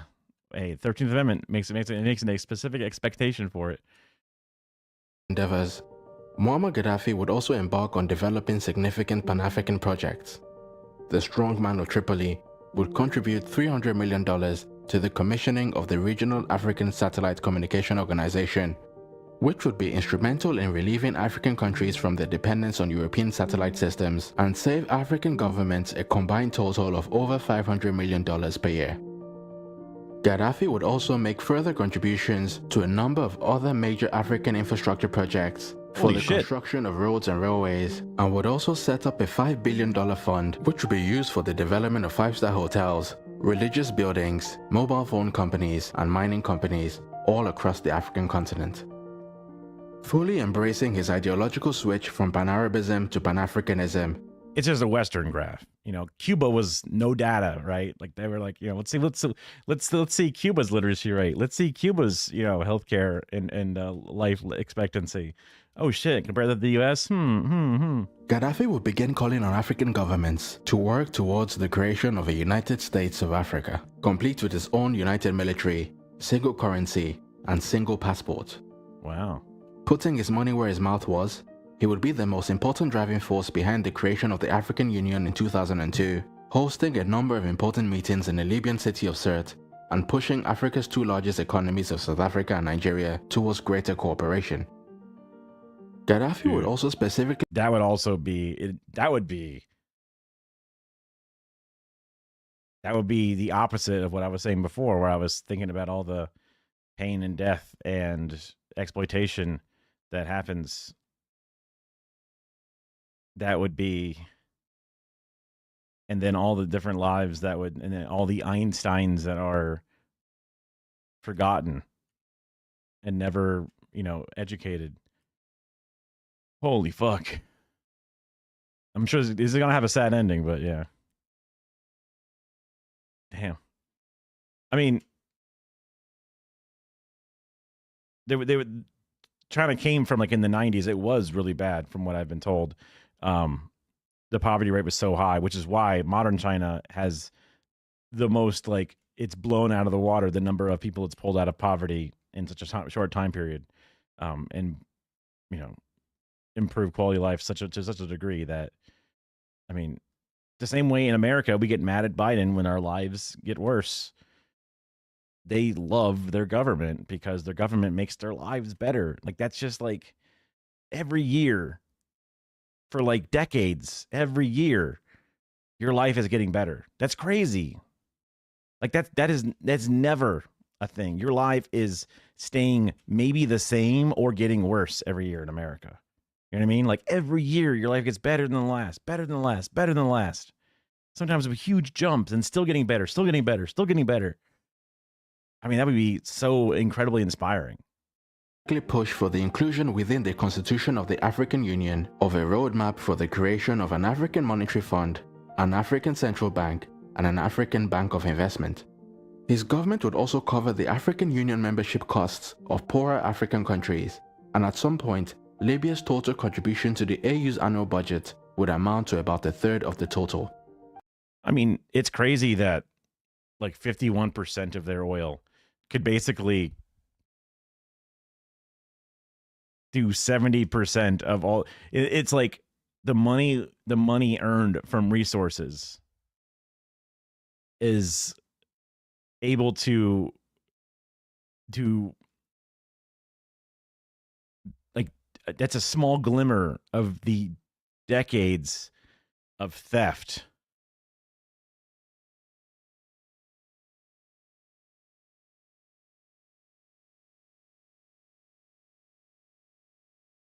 I mean, I have a lot of hope for what America could be. I mean, we're in the dumps now. We can make things better every year from here on out. Absolutely. We're the richest country. Even over China right now. We're technically the richest country. Their economy is growing, but we're the richest country according to certain metrics still. So we have no excuse. Just fucking pull the troops back. Keep them troops. Keep their salaries. Army Corps of Engineers. What do you mean? Like, they're already serving in the middle of fucking nowhere, sleeping in a goddamn barracks somewhere. Just bring them back here. Put them in fucking Appalachia. Help them build shit. Put them out there in like the rural towns. Build hospitals. Don't like suit up in fucking armor and like tanks and like capture undocumented workers. So now we have what? No food pick. Like, it makes no sense what they're doing. They're just making it evil, just for the sake of it. It's just, and then they're projecting their might into other sectors of the world to steal their resources. Like, we are humanity. We are not countries, in my mind.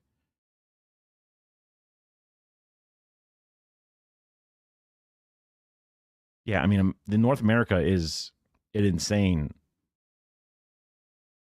part of this planet. Just the United States sector itself. We actually have the most oil reserves. We have the most oil production. We may not have the most oil reserves. There might be a couple of the discoveries, but we have the most oil production in the world. We don't buy oil from places. Like, we sell oil. We have the most oil production. Most people don't think about that. They think about, oh God, you know, these places now have, you know, oh man, those Arabs will, well,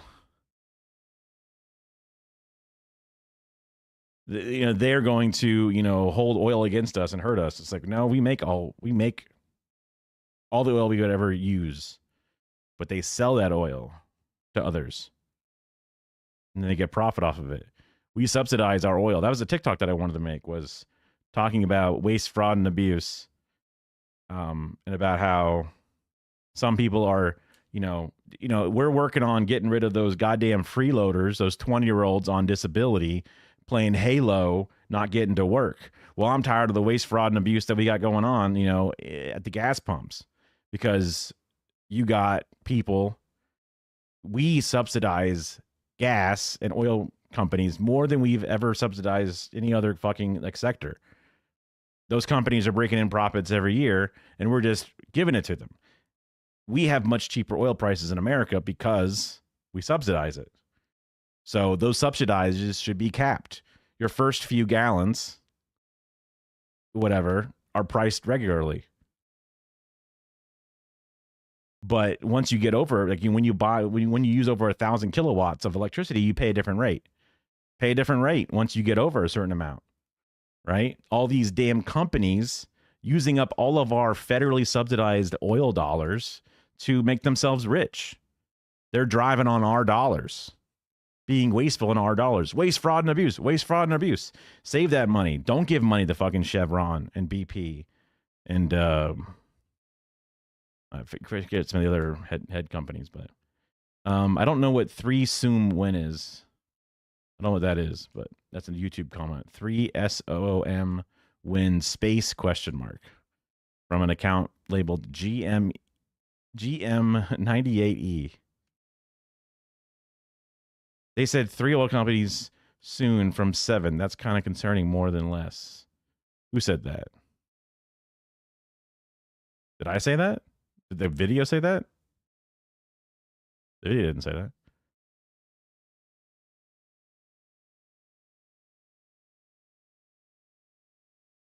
AU's annual budget would amount to about a third of the total.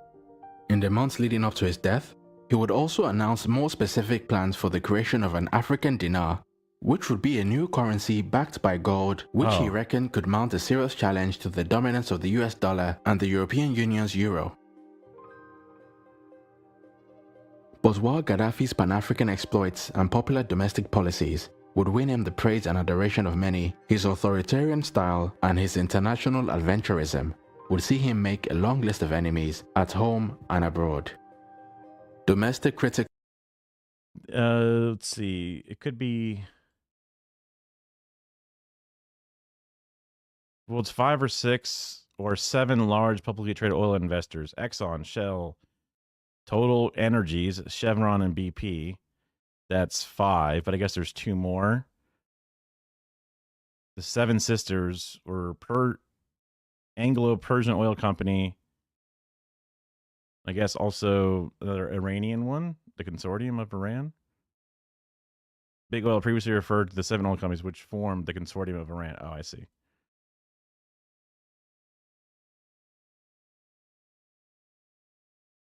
That's the other ones. And I just Googled 3 oil companies from 7 to see if I'm seeing any articles on going down to 3 oil companies.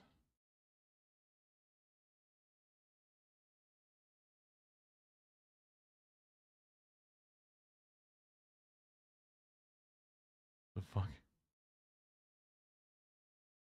This article is from 1978. September 11th. Wow. 1978. From Time Magazine. Oh my. Well, that's, completely useless to look at modern day. Of the regime would be routinely subjected to brutal punishments, and allegations of summary executions, disappearances, and massacres would be widespread. One of such incidents would be the 1996 Abu Salim prison massacre, in which an estimated 1,200 prisoners would be reportedly murdered with impunity by Libyan. All sectors of American business have fallen down to 3 companies. Yeah, I mean, there's lots of different, I've heard a lot of different,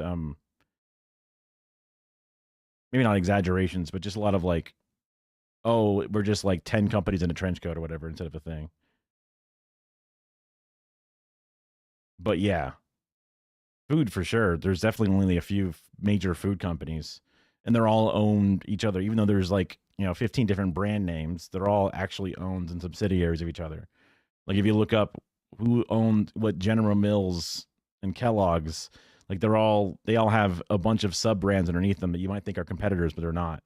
Pepsi owns Mountain Dew. They're not different. They're the same, like all kinds of stuff. Yum Brands owns KFC, Taco Bell, Pizza Hut, and Pepsi. Or Yum is a subsidiary of Pepsi. Like, it's all kinds of different like breakdowns like that. Yeah, illusion of choice for sure. Security operatives. Gaddafi's Pan-African ambitions would also see him butt heads with a number of African leaders who would grow suspicious of his aggressively expansionist foreign policies. The 1970s would see Gaddafi's government involved in a violent territorial dispute with the neighboring Republic of Chad over the Al Zoo Strip following Libya's occupation of the territory in 1973. This dispute would eventually lead to a series of Libyan invasions into Chad, which would only be stopped after the US and France deployed troops in support of the Chadian president in the so-called Toyota War.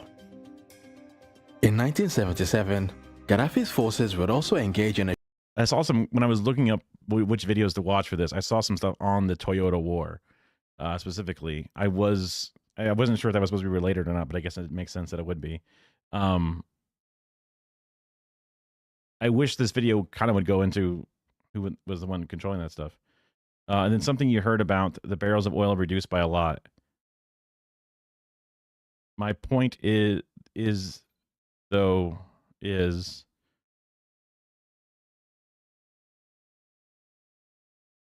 short border war with Egypt, known today as the 4-Day War.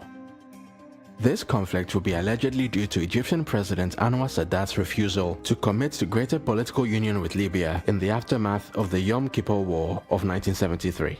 This short but deadly conflict would be the climax of a long-standing shadowboxing match between the two men, which would begin with Gaddafi allegedly sponsoring dissidents and assassination plots aimed at bringing down Sadat's regime, and Sadat doing the same to Gaddafi in response. Just days after the 1980 Liberian coup d'etat, which overthrew the government of William Tolbert, Gaddafi would defy the US government by being the first African leader to recognize the government of the successful coup plotter, Samuel Doe. But despite their initially... You mean like there's not a lot of oil left in the world to collect? Is that what you mean by we don't have a lot of time left to collect oil? Yeah, I guess I can show it so that way Goat can see it too. cordial relationship, relations between the two men would eventually wane as Samuel Doe would stand in opposition to Gaddafi's Pan-African ambitions. In a 1983 interview, Doe will be quoted as saying, "Gaddafi is a man who, I think, would like to lead the whole continent of Africa, which is impossible to do." Samuel Doe would then go on to accuse Gaddafi of working to destabilize his government by financing opposition groups in Liberia. And sure enough, later investigations would show that one of the major beneficiaries of Gaddafi's generosity... So I guess I wonder the premise of these individuals and where they, you know, what their reasoning is. We have not been collecting oil for thousands of years. We don't have a long history of gathering, and it seems to be shortening rather fast. I've heard that we do have, like, there's... I mean, I'm not an oil expert by any means, obviously. I'm just some guy in his living room at what is my 5 a.m.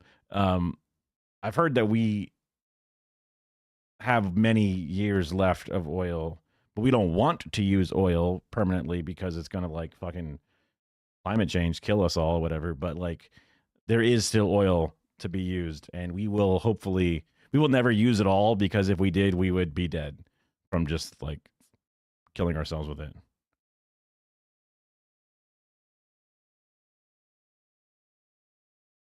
I mean, I want us to get off and get on. I mean, literally the amount, I don't know if you've ever seen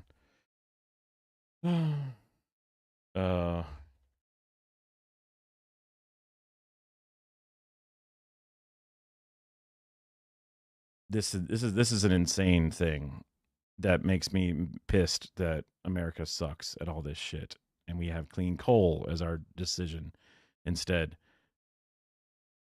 China breaks more records with surge in solar and wind power. Between January and May of this year, China has added 198 gigawatts of solar and 46 gigawatts of wind, enough to generate as much electricity as Indonesia or Turkey. China's installations of wind and solar in May, just May alone, are enough to generate as much electricity as Poland. As the world's second biggest economy breaks further records, they have to build up infrastructure. In just like a 5-month period, they built more electricity. In just 1 month, they built more electricity than Poland can produce. It's insane.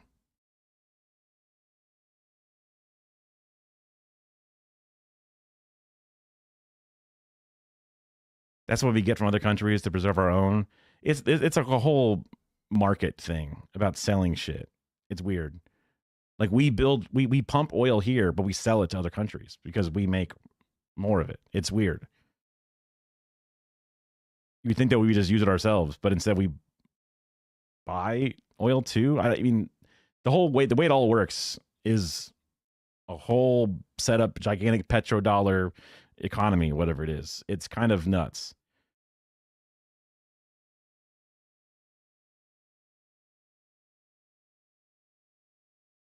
And it does take a long time to reproduce, that's for sure. Yeah, it definitely does not renew, which is why oil is not a renewable. Was Charles Taylor's National Patriotic... But just seeing that these things, this is on top of what they've already had, and they're going to keep pumping out more. They were doing something like, where was it? They were producing, China installed 93 gigawatts of solar last month. Almost 100 solar panels every second were going up. In, you know, if you mathed it out. Fuck.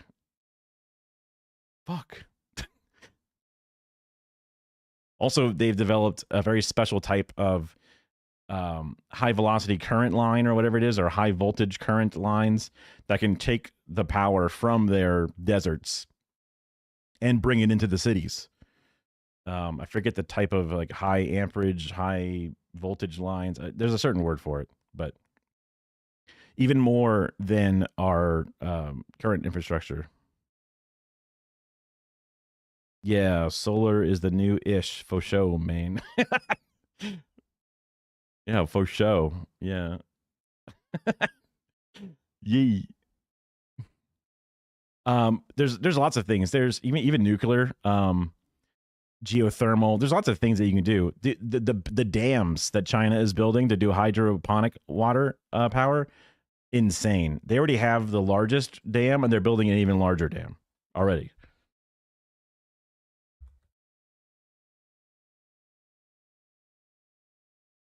The Three Gorges Dam, yeah. The Three Gorges Dam is the largest dam in the world. Produces an insane amount of electricity, and they're also working on an even bigger one. Let's see. The dam produces nearly 112 watts TW. I don't even know what the fucking TW, like trillion watt, I guess that would be what it is, in a year, breaking the previous record set by Brazil and Paraguay's dam. Take that, Brazil. And then in after the Three Gorges Dam, China's new dam.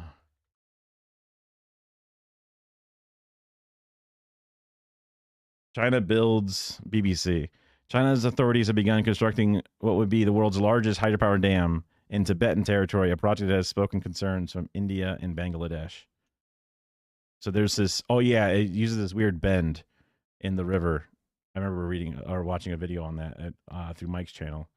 So they already have the world's largest, and they're already building another one. There's just so many different things out there.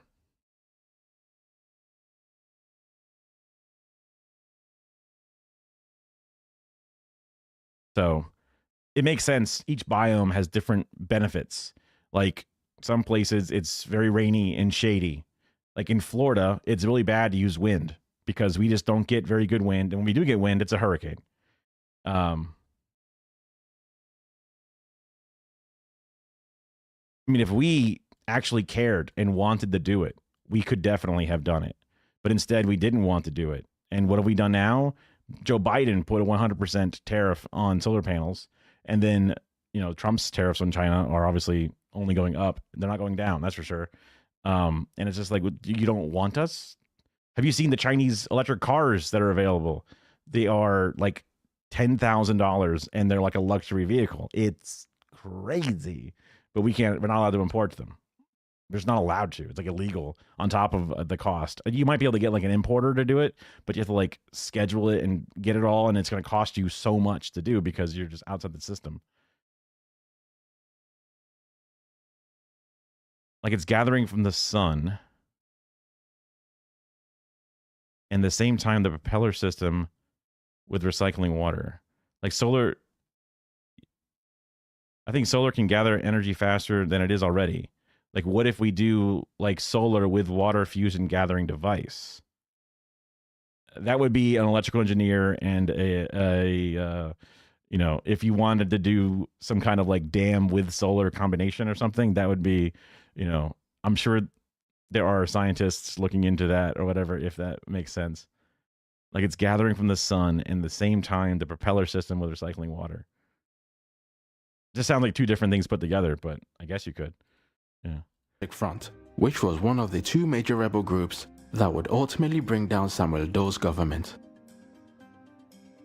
Gaddafi would also be a friend and supporter of the much reviled Ugandan president Idi Amin. As a favor to his friend Idi Amin, Gaddafi would send thousands of troops to fight against Tanzania in the 1978 Uganda-Tanzania War. And when Idi Amin's regime began to crumble, an estimated 600 Libyan soldiers would lose their lives trying to keep it together. And upon... I mean, I guess like these are definitely dates and things that happened. I just don't know the circumstances. Because like the Ukraine-Russian war is happening. And just saying the war exists and one side was helped. I'm like, well, we everyone generally thinks helping the Ukrainians is just because the Russians are there unjustifiably. Whether or not people want to spend the money on it and the other implications of what they can do, and then using that leverage of drip feeding weapons to them slowly just prolongs it so we can sell weapons to them longer, and then eventually try and get, rare earth mineral rights from them or something. Like there's, nuances to all the layers of it, but even just knowing which side is the just side in a war is kind of an important angle. So there's a lot of context left out. So I'm willing to believe Gaddafi has imperfect things, just like how even China has imperfect things. So I just don't know what's happening here and what's the pros and cons or whatever. Amin's eventual exile from Uganda, Gaddafi would host him in Libya before his final move to settle in Saudi Arabia. From the late 70s and throughout the 90s, Gaddafi would publicly support a long list of polarizing African politicians, such as Eritrea's Isaias Afwerki, Zimbabwe's Robert Mugabe, Ethiopia's Are these the guys on his shirt? Is that who these people are? Haile Mengistu, Sierra Leone's Fode Sanko, and even the infamous Central African Emperor, Jean Bedel Bokassa. Well, I'm sure after 2020, you were not collecting any more in a large quantity, right? You probably weren't recently getting a lot more. Gaddafi's provision of military and financial support to various subversionary movements would see him raise the suspicions of many, and to their shock and horror, he would even be proclaimed the King of Kings of Africa in a 2008 event attended by over 200 traditional African rulers. Although Gaddafi's associate... that seems like just kind of like a tongue-in-cheek, who cares, whatever thing. Like, it's just a whatever. They're being like, the Nobel Peace Prize or whatever, I'm guessing. Just a complete outsider going, it seems like a whatever burger. With many of Africa's most prominent Marmite characters would raise eyebrows around the continent. His eventual downfall would not be brought about by his actions in Africa, but his actions outside of the continent. From I imagine from the US. The early years of his regime, the West. Various investigations will show Gaddafi to be a major sponsor of a number of militant groups designated as terrorists by Western governments. That means very little to me, yeah. In 1975, Gaddafi was alleged to have forwarded $3.5 million to the accounts of Thomas McMahon and other members of the Irish Republican Army.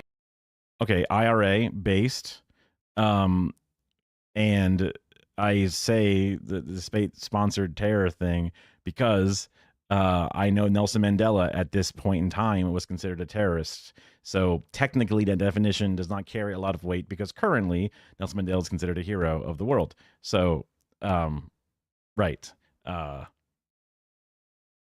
Just in case ICE is watching and they consider this to be a support for terrorism, I'm technically only saying it based off of the definition, sometimes coming in and out. You know what I mean? A militant group listed as a terrorist organization by the British government. Yawn. In 1988, you know who else is considered the terrorist by the British government? America. You know what I'm saying? Gaddafi would be accused of ordering the Lockerbie bombing, which would see 270 passengers die on board Pan Am Flight 103 in what would ultimately go down as the deadliest terror attack in British history. Although Gaddafi... Killing civilians like that doesn't sound good, depending upon the circumstances of this plane, if it especially being just a regular civilian plane. Never admitted to ordering the attack. The strongman of Tripoli would nevertheless agree to pay compensation to the families of the victims. That's nice. You don't normally see that in anything, so. Yeah, I know that's true. The IRA did, they did do a lot of fighting back on things, right? They did a lot of, their own versions of October 7, basically. Which ultimately will have true. No, I get you, but doesn't mean you have to like it. Usually these forces don't have the resources to specifically target military installations like the oppressors do. So Hamas would rather not be firing bathtub rockets. They'd rather be firing the precision munitions to hit the specific, Israeli commanders like they do against them, but they don't have those resources, as an example. So I heard about that specifically, about how they would look for, but that was also supposed to be, at least it was told to me, that the necklacing in South Africa was when you would find a person who is a traitor or an informant on the inside trying to dissolve your movement or put it at risk. As an example, they would light the top air around your neck and you would die a pretty bad death that way. Kneecapping is a thing the IRA did, for example, also shared with me, where I guess they just shoot you in the kneecaps. I don't know if they just let you live or they kill you after. I don't know, but it's a very painful place to be hit. That's for sure. Yeah. So usually it's not just random victims, but I suppose capital punishment can be levied upon the innocent sometimes. Messy, lack of oversight in, individual cells. I'm sure there was, problems. I would much rather the revolution get their happiness through their independence and no longer being a colony than them having to fight their way out of it. But the colonizer doesn't want to give it to them. It's a phrase that I heard from somebody where it was, I do not critique the table manners of the starving, where if there was a starving person, immediately, genie snapped and showed up at a beautiful dinner, their elbows would be on the table and they would be eating and slurping because they're starving. And I wouldn't be like, hey, manners, mister. Like, that just doesn't make sense. So when a person is yearning for freedom and all of their actions of peaceful protest and, traditional methods fall silent, and then they are then subjugated continuously with violence, what do you think's going to happen, man? So many powerful leaders over the decades have talked about that exact thing. Riots are the voice of the unheard, et cetera, et cetera. On the 19th of September 1989, an airliner operated by French airline UTA would be destroyed by a cargo bomb, which would lead to the death of all 170 passengers, 54 of which would be French nationals. The French government would immediately blame Libya for the attack, and 6 Libyan nationals would be declared guilty by the French courts. The Gaddafi International Foundation for Charity Associations.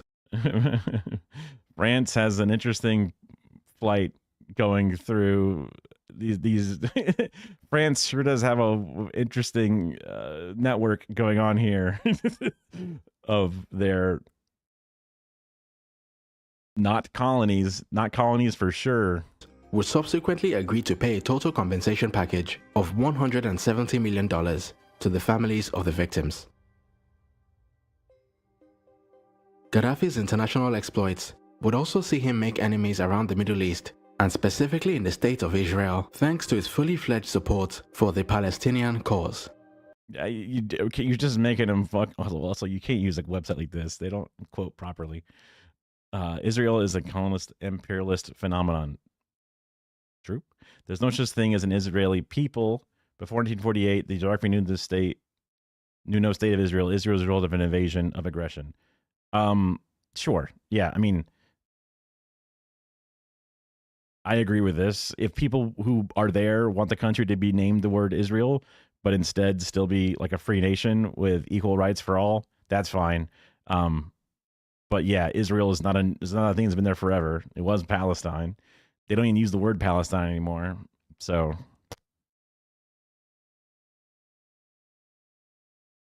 no, I get you. No, 100%. He would be alleged to have been a major sponsor of the perpetrators of the 1972 Munich massacres, in which 11 Israeli athletes would be killed at the Munich Olympics. He would also... I think I watched a movie on this sort of... I think it was called Munich. And it was about... I don't know. I think it may have been about Israelis fighting back. I don't remember who it was. This is way before my brain was ever turned on for anything. So I'm just like...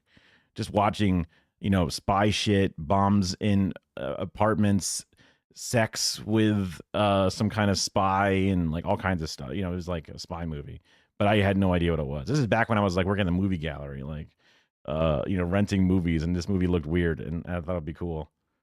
I think. Also allegedly provide over 700 million. Oh, right. I forgot about the Israel of the Bible. Literally, there's that whole Tucker Carlson slash what's his name, the Canadian guy from Texas. Not Tom Hanks. What am my brain thinking like that? I gotta.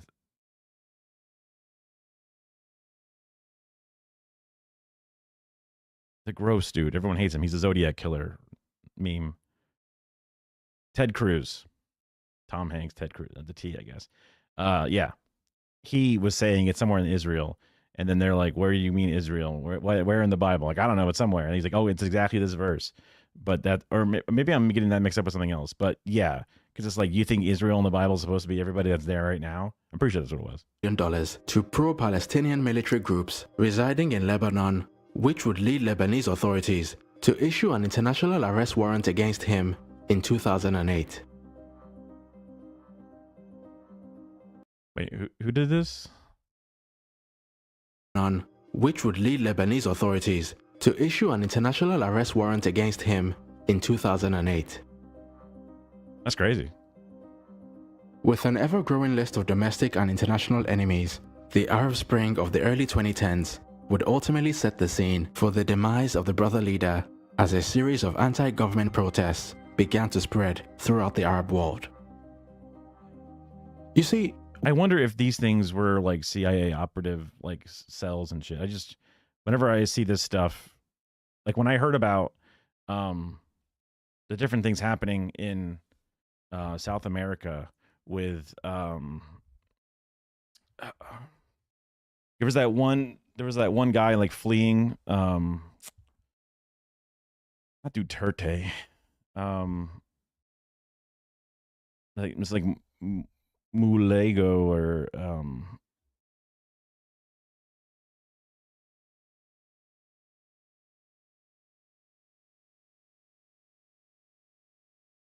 Juan Guaido, the Guaido thing. Guaido versus Eduardo Maduro. Yeah. When that was happening, I was like, this is weird. I don't know what this is. And then immediately a bunch of ghouls were like, we now recognize Juan Valdez. And it's like, and I'm just like, versus Maduro, and Maduro's bad. But I'm like, do I believe them when they say they're bad versus they could still be kind of bad, but not as bad as they say? There's just so much stuff that I'm like, I don't know enough about these things. While Gaddafi would for many years proclaim the democratic virtues of his Jamahiriya, in reality, pretty much all forms of dissent against the regime would be discouraged and repressed, and all forms of political organization outside of the basic and general people's congresses would be declared illegal. The Jamahiriya's Revolutionary Council, which sounds like a paranoia from outside influences generally, but could it be just him going bananas even on his own people? I mean, the start of it all was so good, but could have been overambitious and still had disagreements with allies that ended up turning ugly, and he could have gotten paranoid with some small interference to give it potential for him to still have had a darker side, because no human is perfect. Or it could have been totally not his fault and everything was still against him, and they were trying to stop him nonstop with pressure and very little support. And then eventually he would fall as his allies were constantly bought out around him or whatever. You know, like there's lots of different ways I could see this going down. This doesn't have as in-depth of analysis of each individual spoke of the wheel, unfortunately. Councils would for many years be accused of working to systematically repress dissenting voices through the imposition of draconian punishments and their tight controls on state-owned media. And slowly but surely, a growing coalition of Libyan journalists, political activists, religious scholars, and military groups would emerge as the regime's de facto opposition. On the 15th of February 2011, peaceful anti-government protests would be met with violent oppression by Libya's internal security. Like traditional, like Gaddafi, like There's no reason to hurt your actual citizens, and finding another leader that would still have your morals, but staying in because you think that you're the only one that can do it. And, I could see how a person could be, with very little help and lots of enemies, slowly get a little bit stuck in and not be supported and have problems. But fighting against your own citizens, but are they actually, not CIA or whatever? I mean, forces. I'm doing a lot of hemming and hawing because I just don't know. I mean, I have to take it at word value here, which is this is bad if you fight your own, media and citizens who are protesting, because that's bad. The only reason that you could think that you would want to do that is if you believe them to be installed opposition, which we have CIA documents constantly being declassified and them admitting to doing such things. So it's not like it's a complete conspiracy to believe so. It's a actual conspiracy. It's not a theory. It's a fact. It's a proof. 2 demonstrators will be shot in the city of Baida, and a prominent Libyan human rights lawyer would be arrested in Benghazi, leading to further protests. Doubling down on their strategy, the Libyan security forces would continue to respond to the protests with violence, which would only make matters worse as the commotion would begin to spread to more cities. In response, the UN Security Council would refer the Gaddafi regime to the International Criminal Court, impose an arms embargo and a travel ban, and also freeze the assets of the Gaddafi family as well as other members of his inner circle. This is one of the things that the ICC or whatever, the different courts have had a long history of only ever going after brown countries. So them turning on Israel was supposed to be a big deal, but we can see how good it's done, unfortunately. Meanwhile, the Libyan security forces, in full firefighting mode, would continue forcefully attempting to quell an ever-growing movement of anti-Gaddafi agitators in Benghazi and other major Libyan cities. On the 17th of March 2011, France, Lebanon, and the United Kingdom, 3 nations with historic grudges against the brother leader, would escalate the situation by proposing the now infamous UN Security Council Resolution 1973. This resolution would ultimately serve as a legal basis for military intervention in Libya, with the stated aim of protecting the civilian population. NATO forces would then be deployed to enforce the UN resolution. My man did not get a nuke fast enough, that's for sure. In a US-led operation under the code name Operation Odyssey Dawn, and under the full view of various Western media outlets, the NATO-led operation would ultimately end in the violent and humiliating death of Muammar Gaddafi on the 20th of October 2011.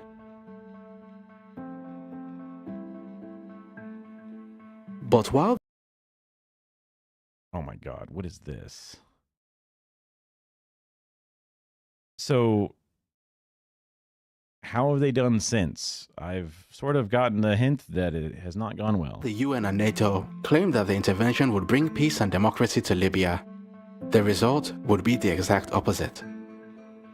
In a subsequent interview, ex-US President Barack Obama would describe his government's failure to deal with the aftermath of Gaddafi's death as the worst mistake of his presidency. Indeed, since the fall of Gaddafi, Libya has been completely destabilized, with several rival factions vying for control of the country in a brutal civil war. The leading faction, based in Tripoli, is the Government of National Accord, which is endorsed by the UN and backed by most Western countries, while the rival Tobruk administration has the support of Russia, Egypt, the United Arab Emirates, Saudi Arabia, France, and Jordan. The militant group ISIS has also gained a stronghold in Libya, adding even more chaos to an already perilous political terrain. ISIS is supported by Israel. The political instability and fight for control over the country's rich oil deposits has also made Libya a hotspot for human trafficking and illegal migration.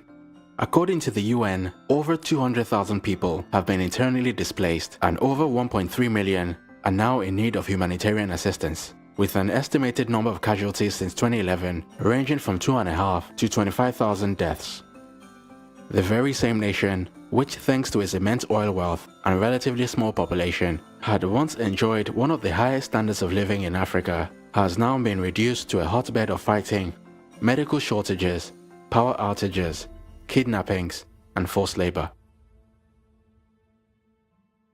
While Gaddafi's regime may be rightly denounced for its support of terrorist activities and repression of dissenting voices, it is hard not to sympathize with the growing number of commentators who continue to insist that all things considered, the region was probably better off with him than without him. Well, he wouldn't live forever, so... Looking to the future, one can only hope and pray that the Libyan people manage to bring an end to the current conflict on their own terms and begin the long walk towards stability and reconciliation.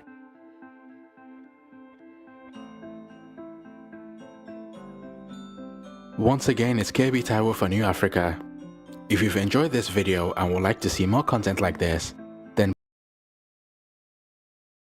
It was a decent video. I mean, I'm not going to fault somebody for not having an incredibly in-depth look at the nuances of like 75 different fringe groups and all these different things. And information's not always available to individual, you know, all that kind of shit. So like I got no ill will. This video was obviously considerably more friendly to the voices of the Africans than the fucking Task and Purpose video, which was immediately stomach churning. So I feel like I learned a lot.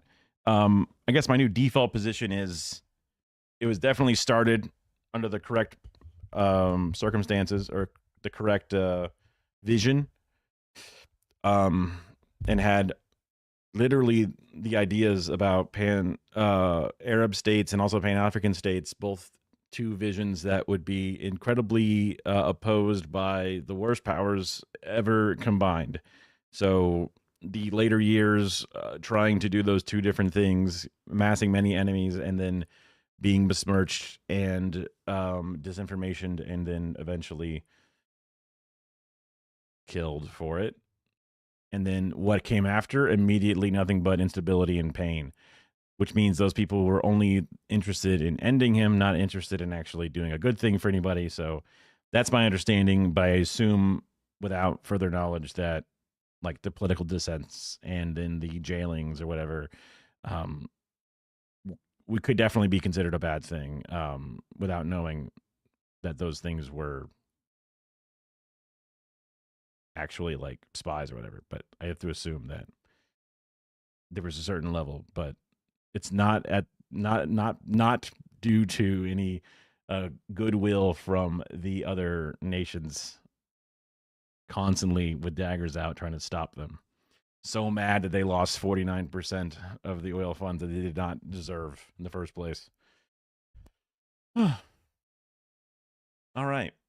Like I said before, I need to make sure I'm ready to do this thing in like 6 hours. So I want to get a nap in so that way I'm not like falling asleep during the meeting, because I need to be like alert and good. I'll probably bring my small camera to see if they want me to record some stuff. Just a little stealth recording in comparison to my usual gear.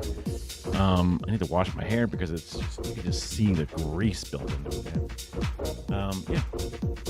We'll be back. I'm not gonna like live stream like the city council meeting. That could be a thing we do eventually. I think it'd be kind of cool to do more of my IRL live streaming stuff, just because I want it to be one of my things. You still have so much sorting to do. I'm sorry. Yeah. I mean, I can raid you into somebody, even though it's only 2 people. I mean, I'm sure you got somebody on Twitch you can watch, right? It's a little earlier than what I normally have. And this guy's just watching TV shows and stuff late at night. There's not usually any other streamers on. This is usually my bread and butter, right? That's supposed to be my niche, is being around super late and hopefully gobbling up all the other early enders. Not sure if that's gonna happen one day, but I made a let me see if I have it. No, that's just the plankton video.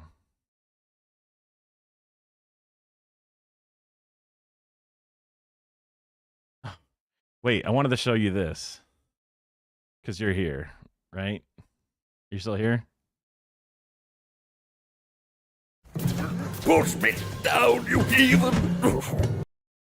This is from Worthy Kids, one of my favorite channels. I just turned it on the other day. If you're still here, it's a good one. It's called Palpatine's Journey. Push me down, you heathen! Vader, are we good? Is this a bit you're doing? Vader!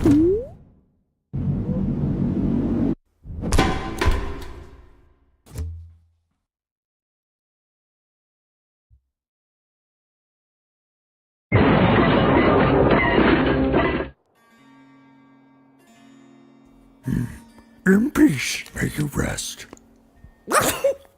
That is this. No, dead you are. Yoda, you old sponge. You look terrible. Dead I am, okay? I know. Dead? I would like you to be as well. I can't die, Yoda. Why not? Come closer. Death is a concept invented by the Jedi. What? I don't even know how to spell it. No, I know. Look, I was kidding. Now just let me lie here for a moment. I will use the Force to heal my broken body. Take a while, that will. You be quiet.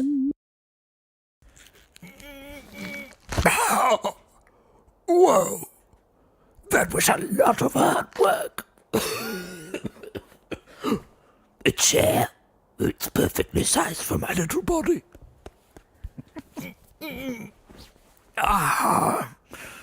I'm just going to take a little nap.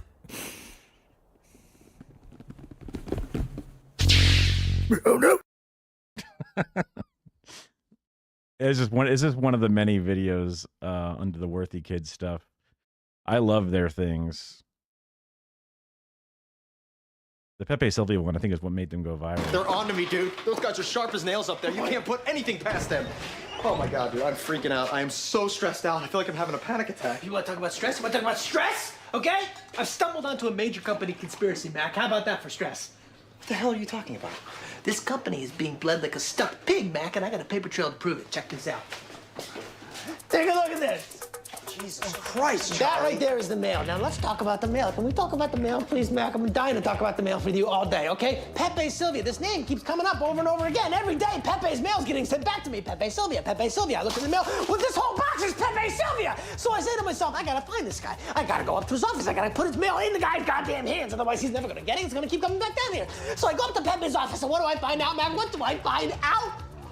There is no Pepe Sylvia. The man does not exist, okay? So I decided, oh, shit, buddy, I gotta dig a little deeper. There's no Pepe Sylvia. You gotta be kidding me. I got boxes full of Pepe.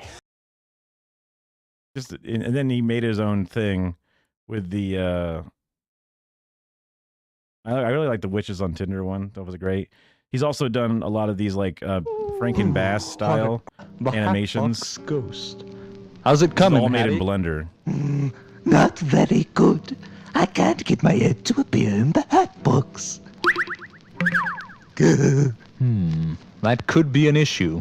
You know, the guests are on their way, Hattie. Don't. So, an amazing artist, and then they made their own thing called Big Top Burger, which literally one of my favorite things. They're all very short episodes. I saw a new one come out. I thought it was the newest. I thought it was like I had right where I left off, but there was like a whole season of shit I didn't see. And then I find out that the episodes I was watching was like 5 years ago. So, Worthy Kids, if you've never seen their stuff, they got a lot of really sweet, beautiful animations. They're an awesome channel. But anyway, I gotta, wind down, take a nap, and be ready to vamos whenever we're gonna meet up sometime around like 12 something, and I gotta figure out exactly how far away it is, and blah blah blah blah blah. So, I'm getting something done off my list tomorrow, something really cool. So make sure everyone else gets something done. I'll report back on how it goes, and then I'm looking forward to it, and I can't wait to, have another long night tomorrow. So, free Palestine, get your stuff done, and bye-bye.